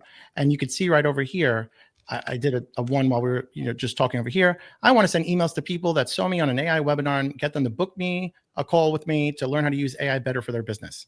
And Noah and I were talking about this yesterday. Sequences. Here's sequence 1, and it builds you the subject line, the preview, hey, so-and-so, and then email 2 to follow up to that email 1, and then email 3 to follow up with that email 2. And that's just sequence 1. Here's sequence 2, and all this other kind of stuff. And I've even done one for LinkedIn viral hooks, right? And basically you type in a topic and it's going to generate hooks for you that you then go further and say, I like this one. And then it's going to give you all the data. So if you ever find that you like Claude projects, or this probably even work for ChatGPT, custom GPTs, and you don't want to go through all those instructions, having something like a project or a GPT factory that's a GPT, or in this case, a Claude project, that you just type in high level of what your idea is, and it's going to go down through it. So I want a project that's going to write LinkedIn articles in the style of Justin Welsh. So it goes, let's start building the project instructions. What's the main purpose? And then it's going to question and answer back and forth until it gets enough context. And then it's going to spit out the super granular detailed instructions that you just plug and play into a project, and the output is bananas. Nice. Now, is that also something they can get if they email you? No. No, that's just something you could go and look up. No. So just look up. I found it on a guy on YouTube, because it's too much to just share something because you can't share it. But look up on YouTube, a really smart guy it's called Claude Project Factory. Claude Project Factory. All right, good deal. All right, so we're going to go ahead and get into some questions. Feel free to ask questions, AI related, on any of the topics that we discussed, or if you had anything else that you want the panel to give their opinion on. So I'm just going to go down the list. First one we have here is from Faisal. John, what is the most optimum package of Gemini Pro, AI Studio, or else to be able to be effective in getting things done? I think I use Google Workspace, so it's integrated into that. But I think Pro is more than sufficient. I don't see any need to spend on the Google Ultra, because that's I think it's like $200 a month or $100 a month. And the only thing you're getting extra is more, I believe, video generation for VO 3.1. So if you're just doing images, I believe the rate limit is not even there, or it's very, very high for Pro for Gemini. So I don't think I think Pro is more than sufficient unless you're doing video. And if you are doing a crap ton of video, then you want to explore going with the Gemini API, because I think it's much cheaper. Okay, good deal. All right, Raphael says, what's the best way to capture the A+ image you're referencing when creating JSON? Yeah, so when you're looking at A+ images, they're all individual modules. So you just grab them and save them as individual modules, and then just upload them to extract out the JSON code.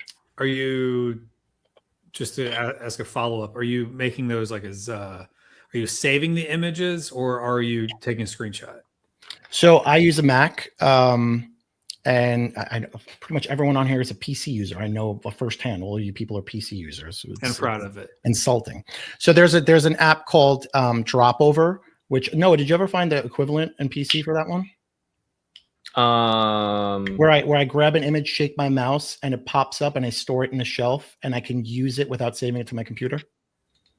No, I didn't actually. I should. Yeah. Well, there's always Windows Shift S, which doesn't exactly work like that, but good enough. Here, so just pull up my screen again. I'll show you this.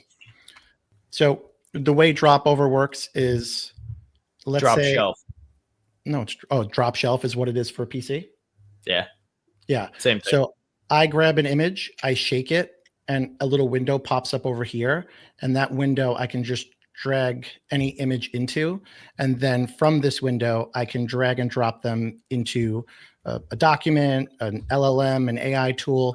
This way you don't have your download folder be insane. So I think that's if you use a Mac, Dropover, or if PC, I think Noah said Drop Shelf. Yeah, I just found it, and that's the single greatest productivity tool that I've had in 2025, because I work with images all the time, and my downloads folder looked insane. good deal. All right, next question from Casper Zaremba. Have you considered using other languages for the code like HTML or XML? No, because AI understands JSON better, and I think there's more context and granular than HTML. I'm not a coding person, so I don't think HTML is going to give you that level of granularity, but I could be wrong. But JSON Derulo, I don't know. Gotcha. JSON Derulo.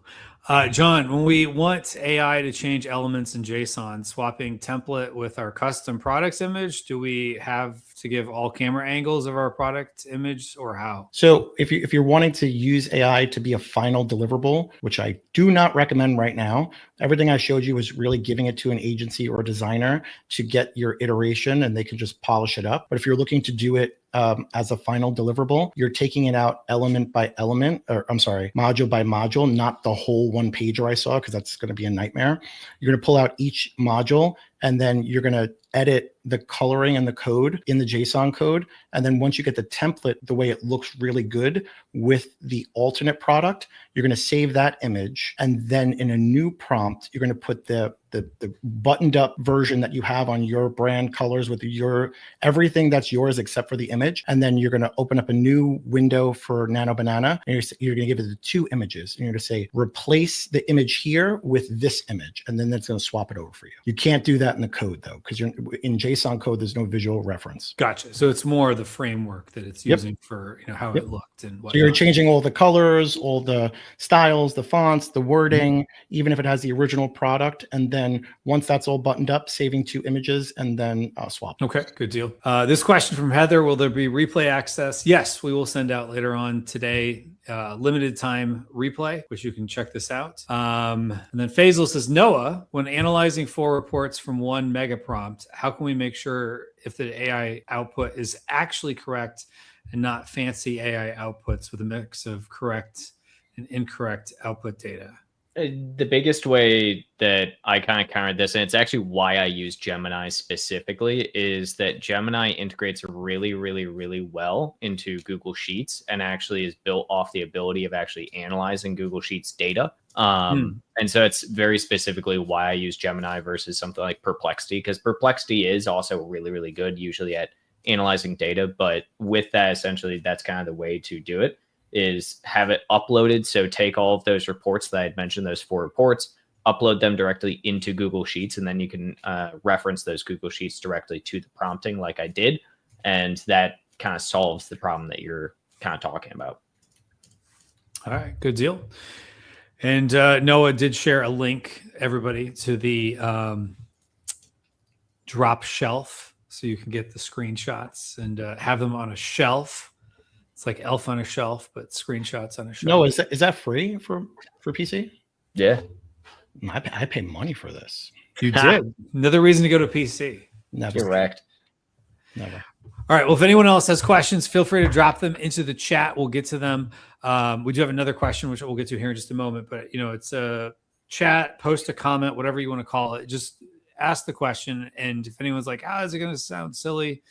No, this is something we're all trying to figure out together. So it's one of those things where the rising tide lifts all boats. So if you ask a question, I guarantee someone else will be like, wow, I'm glad they asked that question because I had it too, or I hadn't even thought of that. So not only are you helping yourself, but you're helping others when you ask a question. So we've had very good questions so far.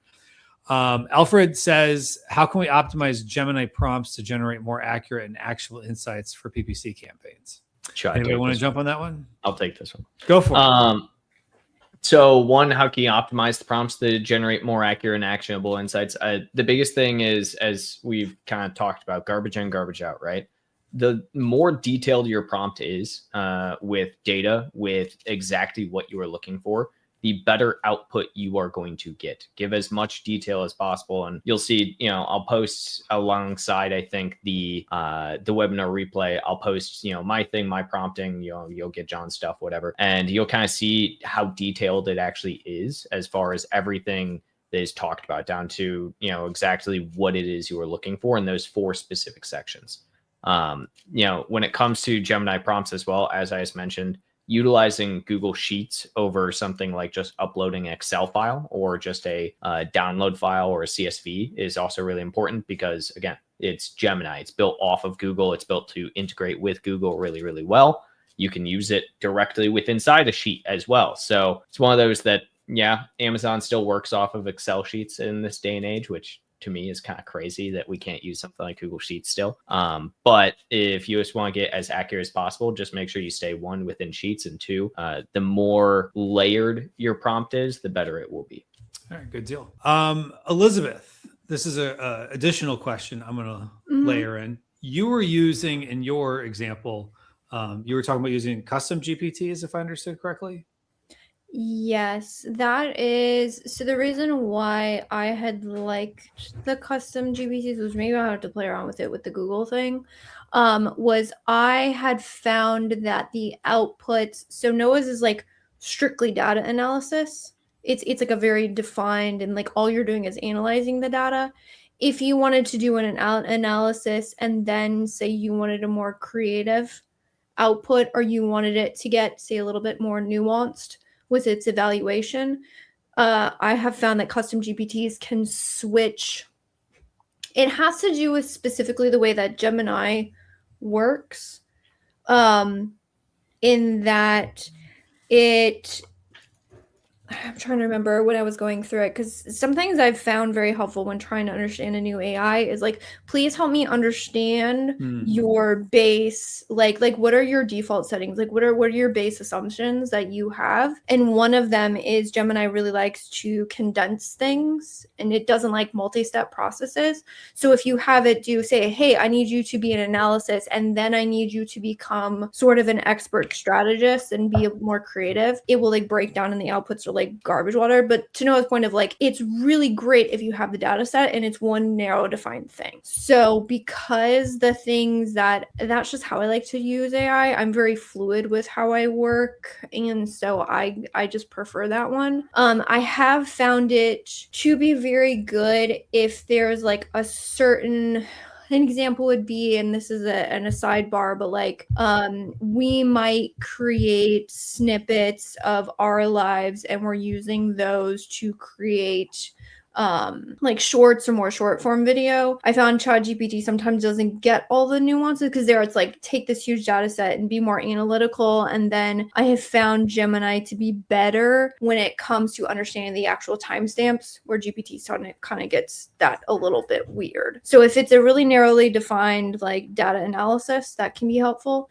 If you want creativity involved, I would say ChatGPT, or if you want like say multiple steps, Honestly, I freaking wish Claude was shareable, and I wish they did not have such, like, I would legit pay probably way too much freaking money if Claude would allow for like longer chat windows. Like if I didn't Limit. run up I against would pay something, so much money. I would pay so much money. Like that would be like, I don't know, to me, like it would be so good, but it's like you can't share it. And whenever the chat, like honestly, if all they did was like condense the context and allow me to bring that into a new chat and work again, like I would be like, I love Claude, but there's so many limitations with. But that's how you know it's good, right? Because it is limited. That's actually the most annoying part too, is the fact that like is. once you run out of space, you can't even get to like make a document for you that you throw into a new chat. It's like, oh no, you're just or a new you chat create entirely. an artifact and it's bussin' and you have about half of it done, and then you're like, all right, I want to like edit this, and it's like, nope, sorry. Yeah. Well, Yeah, and just- to your point as well, Elizabeth, with what you were saying, one thing I would say on like the one that I had shown, right, is similar to kind of what you had talked about there. I specifically tried to like make that prompting into a gem, which is like Gemini's version of like projects in ChatGPT, and it doesn't work as well. Like that specific, the reason it is a prompt and not a gem is because I found that after about 2 or 3 iterations, it starts to like get messed up, because exactly as you say, it wants to like just get as concise as possible, and it starts mixing the data sets together. And so I would agree in that sense that like ChatGPT just is more creative, and that's kind of why I also prefaced my thing where I was like, I hate having to read a lot of data. I like Gemini because it just breaks it down. Here is exactly the data that you need. That's all I want. Yeah. Awesome. And I think if you can find how to work with each individual thing. So like with Gemini, like I went and created a couple of gems for my editors, and it's like, okay, we have to do like one individual product, and then we have to start a new chat with this gem. Because if we try and do like 3 different iterations of this project in here, it's going to break. We just know that. That's how it works. Or it's like, okay, so you actually are like ChatGPT and Claude can understand how you've sort of changed the product or the project over time. So it seems like they place more emphasis on like your most recent prompting, and they can almost switch modes within the chat. But Gemini, it will default and keep using, even though you've told it to stop using the old logic that you were talking about. You're like, oh wait, that doesn't work. Okay, no, let's do it this way instead. It will like latch on to the old one, even if you tell it not to. It's, again, I think it's the way my brain works, because I'm very fluid and I switch things all the time, but it drives me crazy. Yeah, it can't get stuck in what was happening in the past. I'm just sharing my screen again. Sorry. Oh, you want to share your screen? Okay, we would love to share your screen. This is why Google is still the killer, because even though in Gemini you can't do this, there's Notebook LM, which is a Google tool. So Liz, you can literally make a notebook over here, name it whatever you want. And I just went over here, and you can put up to 50 sources, and you can actually use YouTube. So I went on the Jungler channel and I pulled up a couple of your shorts, and I can add all the shorts in here, and then I can query against your actual videos. So technically you can take, all your long form videos and all your short form videos and put them into different notebooks. And then your team or anyone has, like, I could take all your videos and break them up into different books in Notebook LM for sponsored product ads and DSP and sponsored brand ads. And I could literally have query against all the context that you gave directly against that. So none of this stuff is hallucinating. The only data that it's getting is from the sources you gave it right here. So that's why Notebook LM is actually insane. And then over here, you can go and you could say, cool, out of these, 5 Jungler shorts, I want you to build me a mind map on everything that is being talked about. So then it's like, okay, you talk about algorithms, and then what is this over here? You're talking about in-house tools. And then from here, it breaks out to, develop this. And it's Google is supremely overpowered right now, because the fact that you can do this, if you ever want to have knowledge about something, like if I didn't know how to do coding, I could just go and get the top 50 videos on YouTube about coding, put it all in here and say exactly how do we do this. Or if you're in sales and Alex Hormozy is talking about a new way to do stuff and you don't want to watch an hour-long video and there's like 20 of them, put them in here and then say, how do I do this? And it's going to query all against your sources over here, which is insane. And I believe these are shareable. Yep, you can share these with people externally. So you would have a shareable knowledge source, which is insane. And what was the name of this tool again, John? So it's Notebook LM. It's another Google AI tool in the Google ecosystem. I think, Noah, you're using Notebook LM for anything or no? Yeah, I use it fairly often. We use it for our entire like social side as well for content generation. Yeah, like literally Notebook LM became famous because you can put, text documents in there, 20, 30, 40, 50 of them and do an audio overview. And it's literally two people having a podcast talking about your data. It's bizarre. So I'll tell you one of my most favorite things, because I like the way I like the way ChatGPT is really good at asking you questions. So, and you can voice chat on ChatGPT is the best. Mm-hmm. So what I have found to be a really helpful workflow is if you have, like, let's say you have really deep knowledge on something personally and you're trying to share it, and it can be very difficult to, like, your assumption oftentimes when you're sharing things is that somebody else has context and in fact they don't. So you can prompt ChatGPT to basically be like, hey, I want to have a conversation on this. I need you to ask questions, have a conversation with the thing, copy and paste that conversation into Notebook MLM, and it will come out with some banger stuff, actually. Awesome. Yeah, all good tips here. All right, so next up, Lo says, apart from getting JSON code to analyze and create an image, what's another good purpose to use JSON code for? I don't know. I know, like, if you do like Zapier or N8N, JSON codes inside there. So if you're doing a lot with automations, there's JSON code in there. Mm-hmm. Well, I don't know. That's all. Listen, my depth of knowledge. I'm going to quote the almighty leader and founder of MAG, Stephen Pope.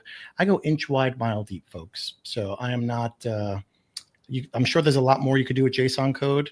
But if you really want to know, just email the expert, noah@myamazonguy.com. He's be happy to walk you through, book a call with him. So, yeah. And another thing is you could always just go to ChatGPT, Gemini, Claude, whatever, and say, hey, I'm an Amazon seller. What can I use JSON code for? Please give me 10 examples, and it will. Yeah, that's an even better answer. Yeah. Don't ask when me. in doubt, just ask AI. the AI. Yeah. Go ask Grok. There you go. Ask Grok. We haven't brought up Grok yet. All right. Tal S says, is it possible to get my Amazon seller account data via API calls and connect it to an LLM? Why? Yeah, you can. Okay. Not to an LLM. Well, you have to. This is a much more in-depth process. Yeah, you'd have to build your own connector to it. You have to have a connector. You have to have a database. I will say one thing that we found really sweet is we are ingesting ads data. We do have it hooked up to potential MLM for queries, and we're also ingesting all of our client emails, conversations in I think it's called a vector database, and allowing us to combine different data sets for better understanding of what's going on in the account from the brand perspective. So there's some cool stuff you can do. You could do it. You just got to build something. And I didn't do it. I have a developer. So the extent of my knowledge is like, oh, heck, that's really sweet. I didn't know you could do that. A couple of Amazon experts on a podcast start getting asked questions about JSON and coding and development of apps and what we can do with it.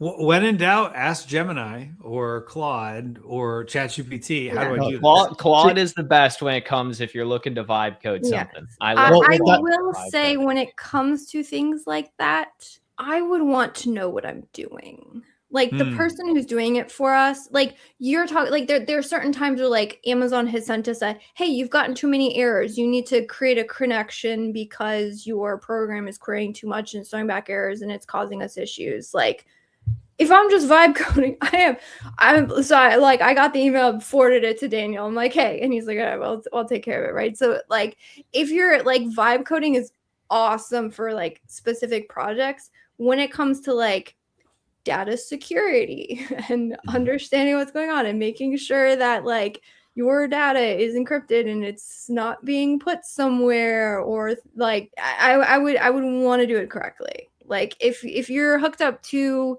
a company that is as large as Amazon that is not going to like you doing certain things, and you may just be out there vibing and not know you're doing it. I don't think that's something I would vibe code. Well, I think that's also the reason why I still have ChatGPT, because I'm not chewing up my Claude limitations and rate limits with basic questions. So if I have just like a simple question of like, what's the best way to do this, or how do I do this, or something simple, I won't go to Claude because I don't want it to be rate limited when I actually need to use Claude. So that's kind of why I still have ChatGPT. All right, good tip. Since you've shared your experience with Claude, back to Claude. I'm curious, have you also tried using Black Box AI for similar tasks? If so, how does it compare in terms of ease of use and output quality? If not, do you think it could be a viable alternative for the same workflow?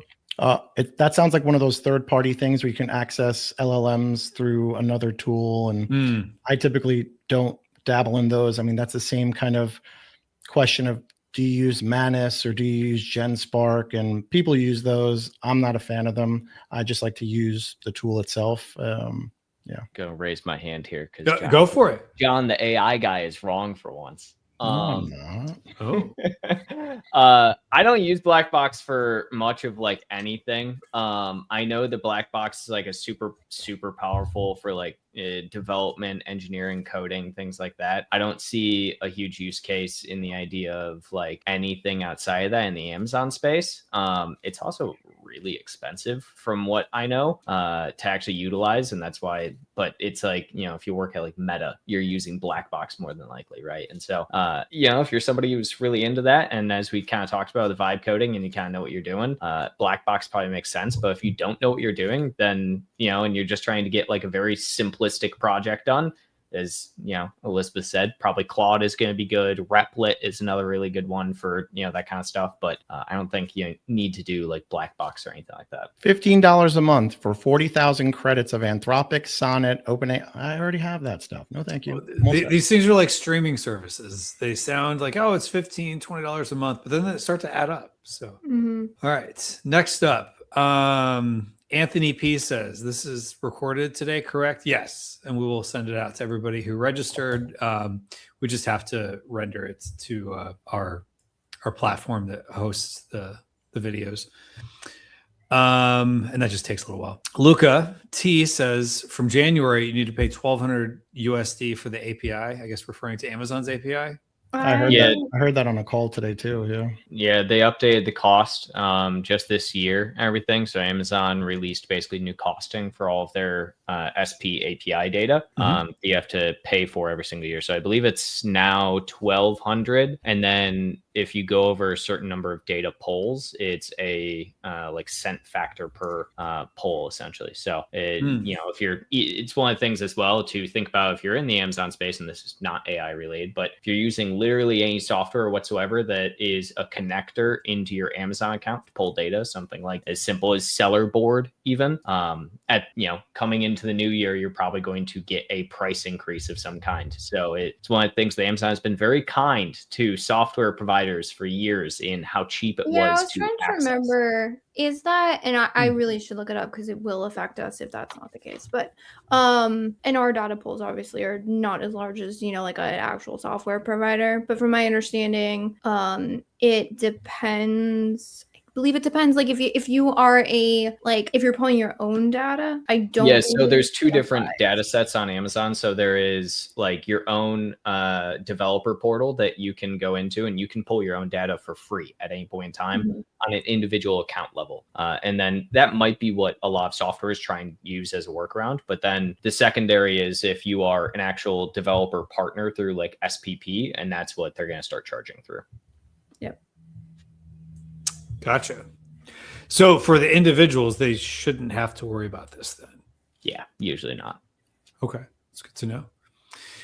All right, Laura McGovey says, how safe is it to share ad reports or sales or business reports with Gemini or ChatGPT? Experts recommend against sharing this kind of data. Experts. Well, here's the 5 thing. and 7.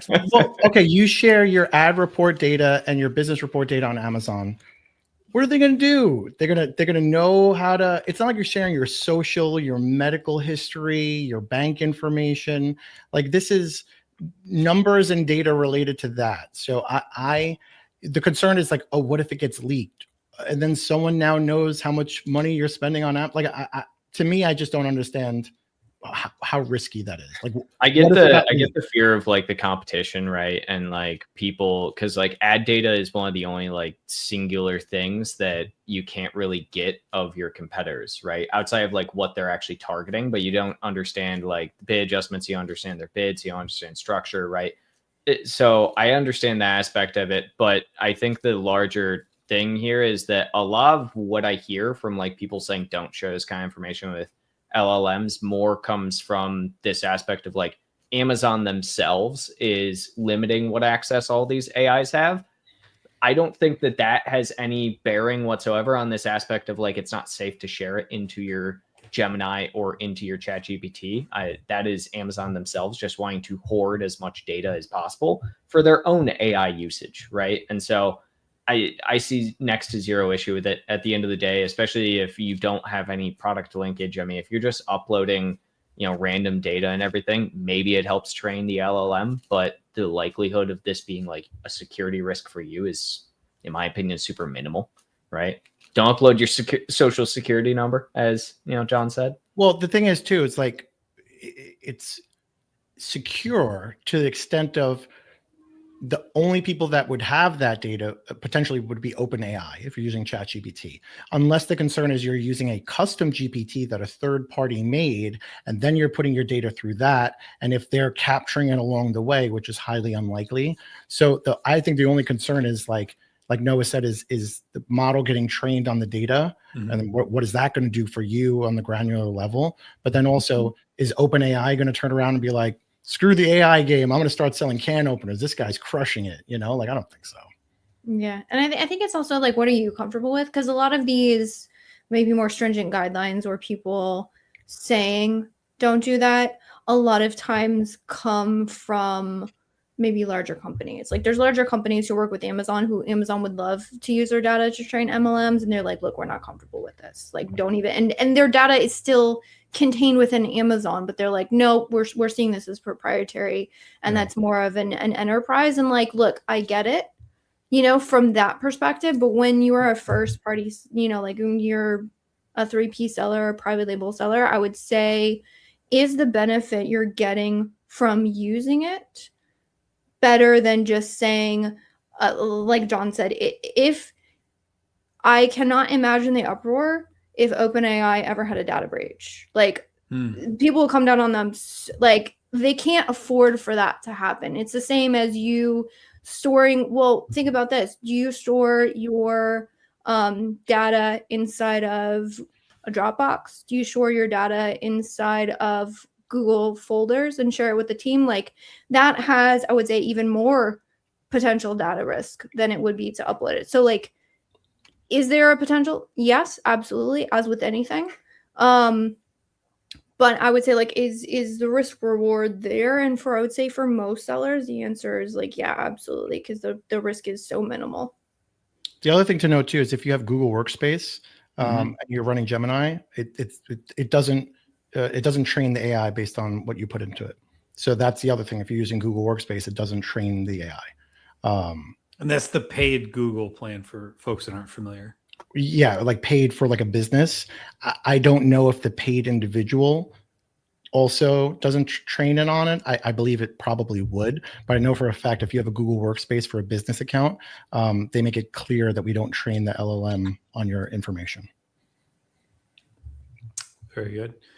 Yoav says, do you have listings that are 100% of it designed by AI? If you do, I'd love to see an example. And what tools have you been using for the best images and also for the best prompts? No. I bet you we could find one, but it wouldn't be I've seen some.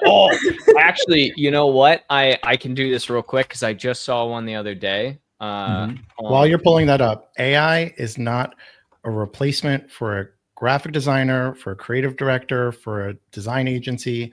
AI is getting you 70% of the way there to enable your team for more output and less time bogged down on basic remedial stuff. I want to make sure it's very, very clear, because yes, AI can do all these great fancy things, but if you don't have someone behind it that's doing proper merchandising and proper placement, AI does not know that just yet, does not know sales merchandising, creative merchandising. It can copy other people's, but again, you still need people. Human in the loop is what they call it. Okay. Very good point. I got one. I got All right, one. let's see it. Hold on, I'm pulling up. It's that slow PC, huh? Dude, I need to do a restart. I have too many tabs open right now. I have like 8 different Chrome browsers. I have Comet open right now too. My PC is putting in work. I've abandoned Comet. So while you're doing that, Noah, people have asked, what is the method that they could get the prompt for PPC reports for Gemini that you showed? Email Steven at myamazonguy.com asking for the No, prompt. he's being silly. shoot a email over to podcast@myamazonguy.com and we'll get it over to you to use. We'll also maybe throw it in the thing. But all right, I gotta reshare my screen now. This one. All right, so I was looking for ugly Christmas sweaters the other day. And I came across this listing. That's not ugly though. That's awesome.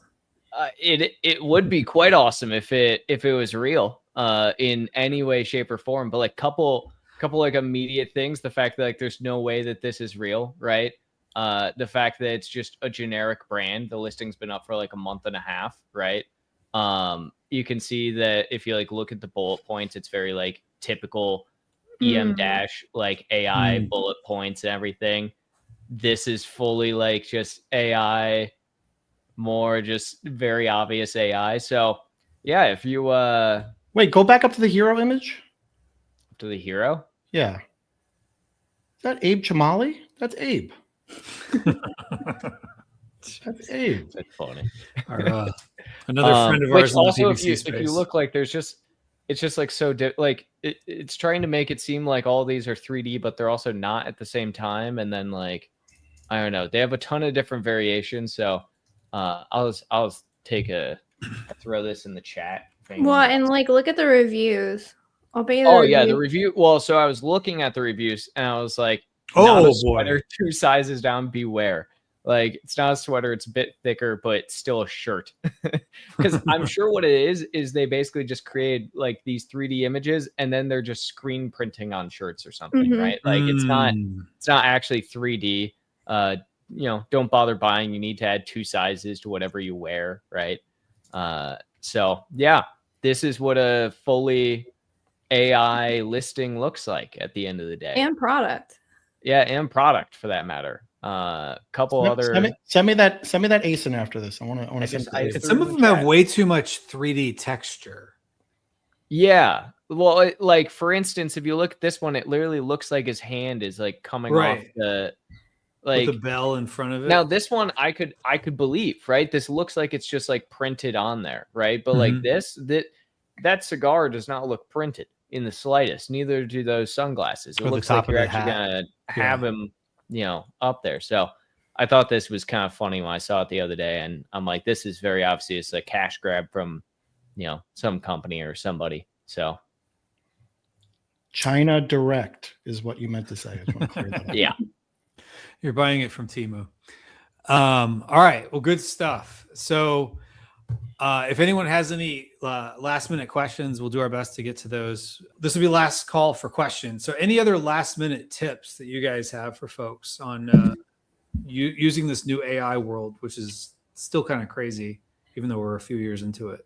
Don't believe any information that comes out about Rufus. It sucks. Yes.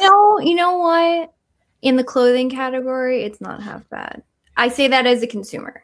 Okay, fair. I say that as a consumer.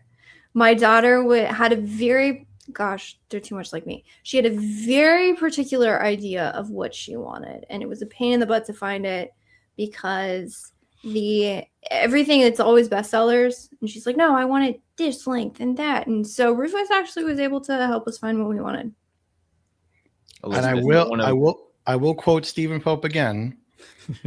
The best tool is the one that you use. And ever since I worked at MAG years ago, that still resonates with me. And that's why Rufus may be good for people, but they're not using it enough, right? They have to be. No, Amazon says there are over 300 million monthly users, and they wouldn't lie about that, would they? Well, if they No consider exaggeration. if they consider a user someone that sees something pop up in their screen and they click on it once and then go away, I guess that's using it. Sure, I guess that's the case. Definitions are important. Very, very true. So another question for the panel. Would you guys say that there's a lot of hype around Rufus? Is that overhype, or is that something people should spend time on? Depends on what you're wanting to do. I think they're definitely within like the space is a lot overhype around it.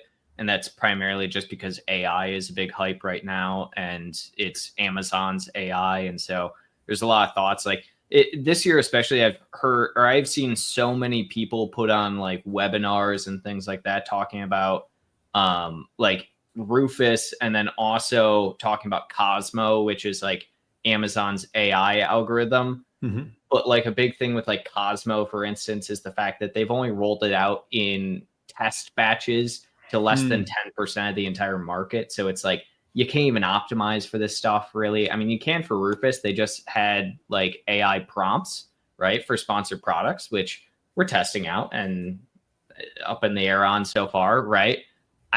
It's one of those that it's going to change eventually. You might as well get on the bandwagon, but I do think people are way overhyping the importance of it in this particular moment. Yes, like I would I say to piggyback and add a little bit of texture to what Noah was saying, I would say 100%. Don't step over the fundamentals to get to the shiny object. I think that's what I'm seeing with Rufus. Like people are like, oh, my list, like do a listing optimization once, you're not done. Unless your conversion rate improved, unless your click-through rate improved, unless what you needed to happen, like test, iterate. People aren't even using like A/B testing for listings. It's like a one and done listing is optimized. Like, right? Like there's so many, or I have so many brands coming to be like, we want to use AMC. I'm like, you guys aren't even running sponsored brand ads. Like, let's do the fundamentals first. So I think if you're somebody who has the fundamentals, I would say right now, AI, if you have expertise in an area, you can build tools, you can build custom GPTs, you can build gems, you can build prompts that will allow you to, in some ways, it's not going to be great, but you can disseminate a lot of your head knowledge to somebody and get it pretty good and maybe have a check in there. Like there's a lot of things that AI enablement I think will allow. And I think one of the best use cases I've seen in tools that are coming out, there's some tools that I'm using. It's like there was somebody who had deep levels of expert knowledge on something, started using AI to achieve the result, built a tool around that. And the tool is freaking phenomenal. But because it was developed around a very specific goal and a very deep, deep, deep level of expertise.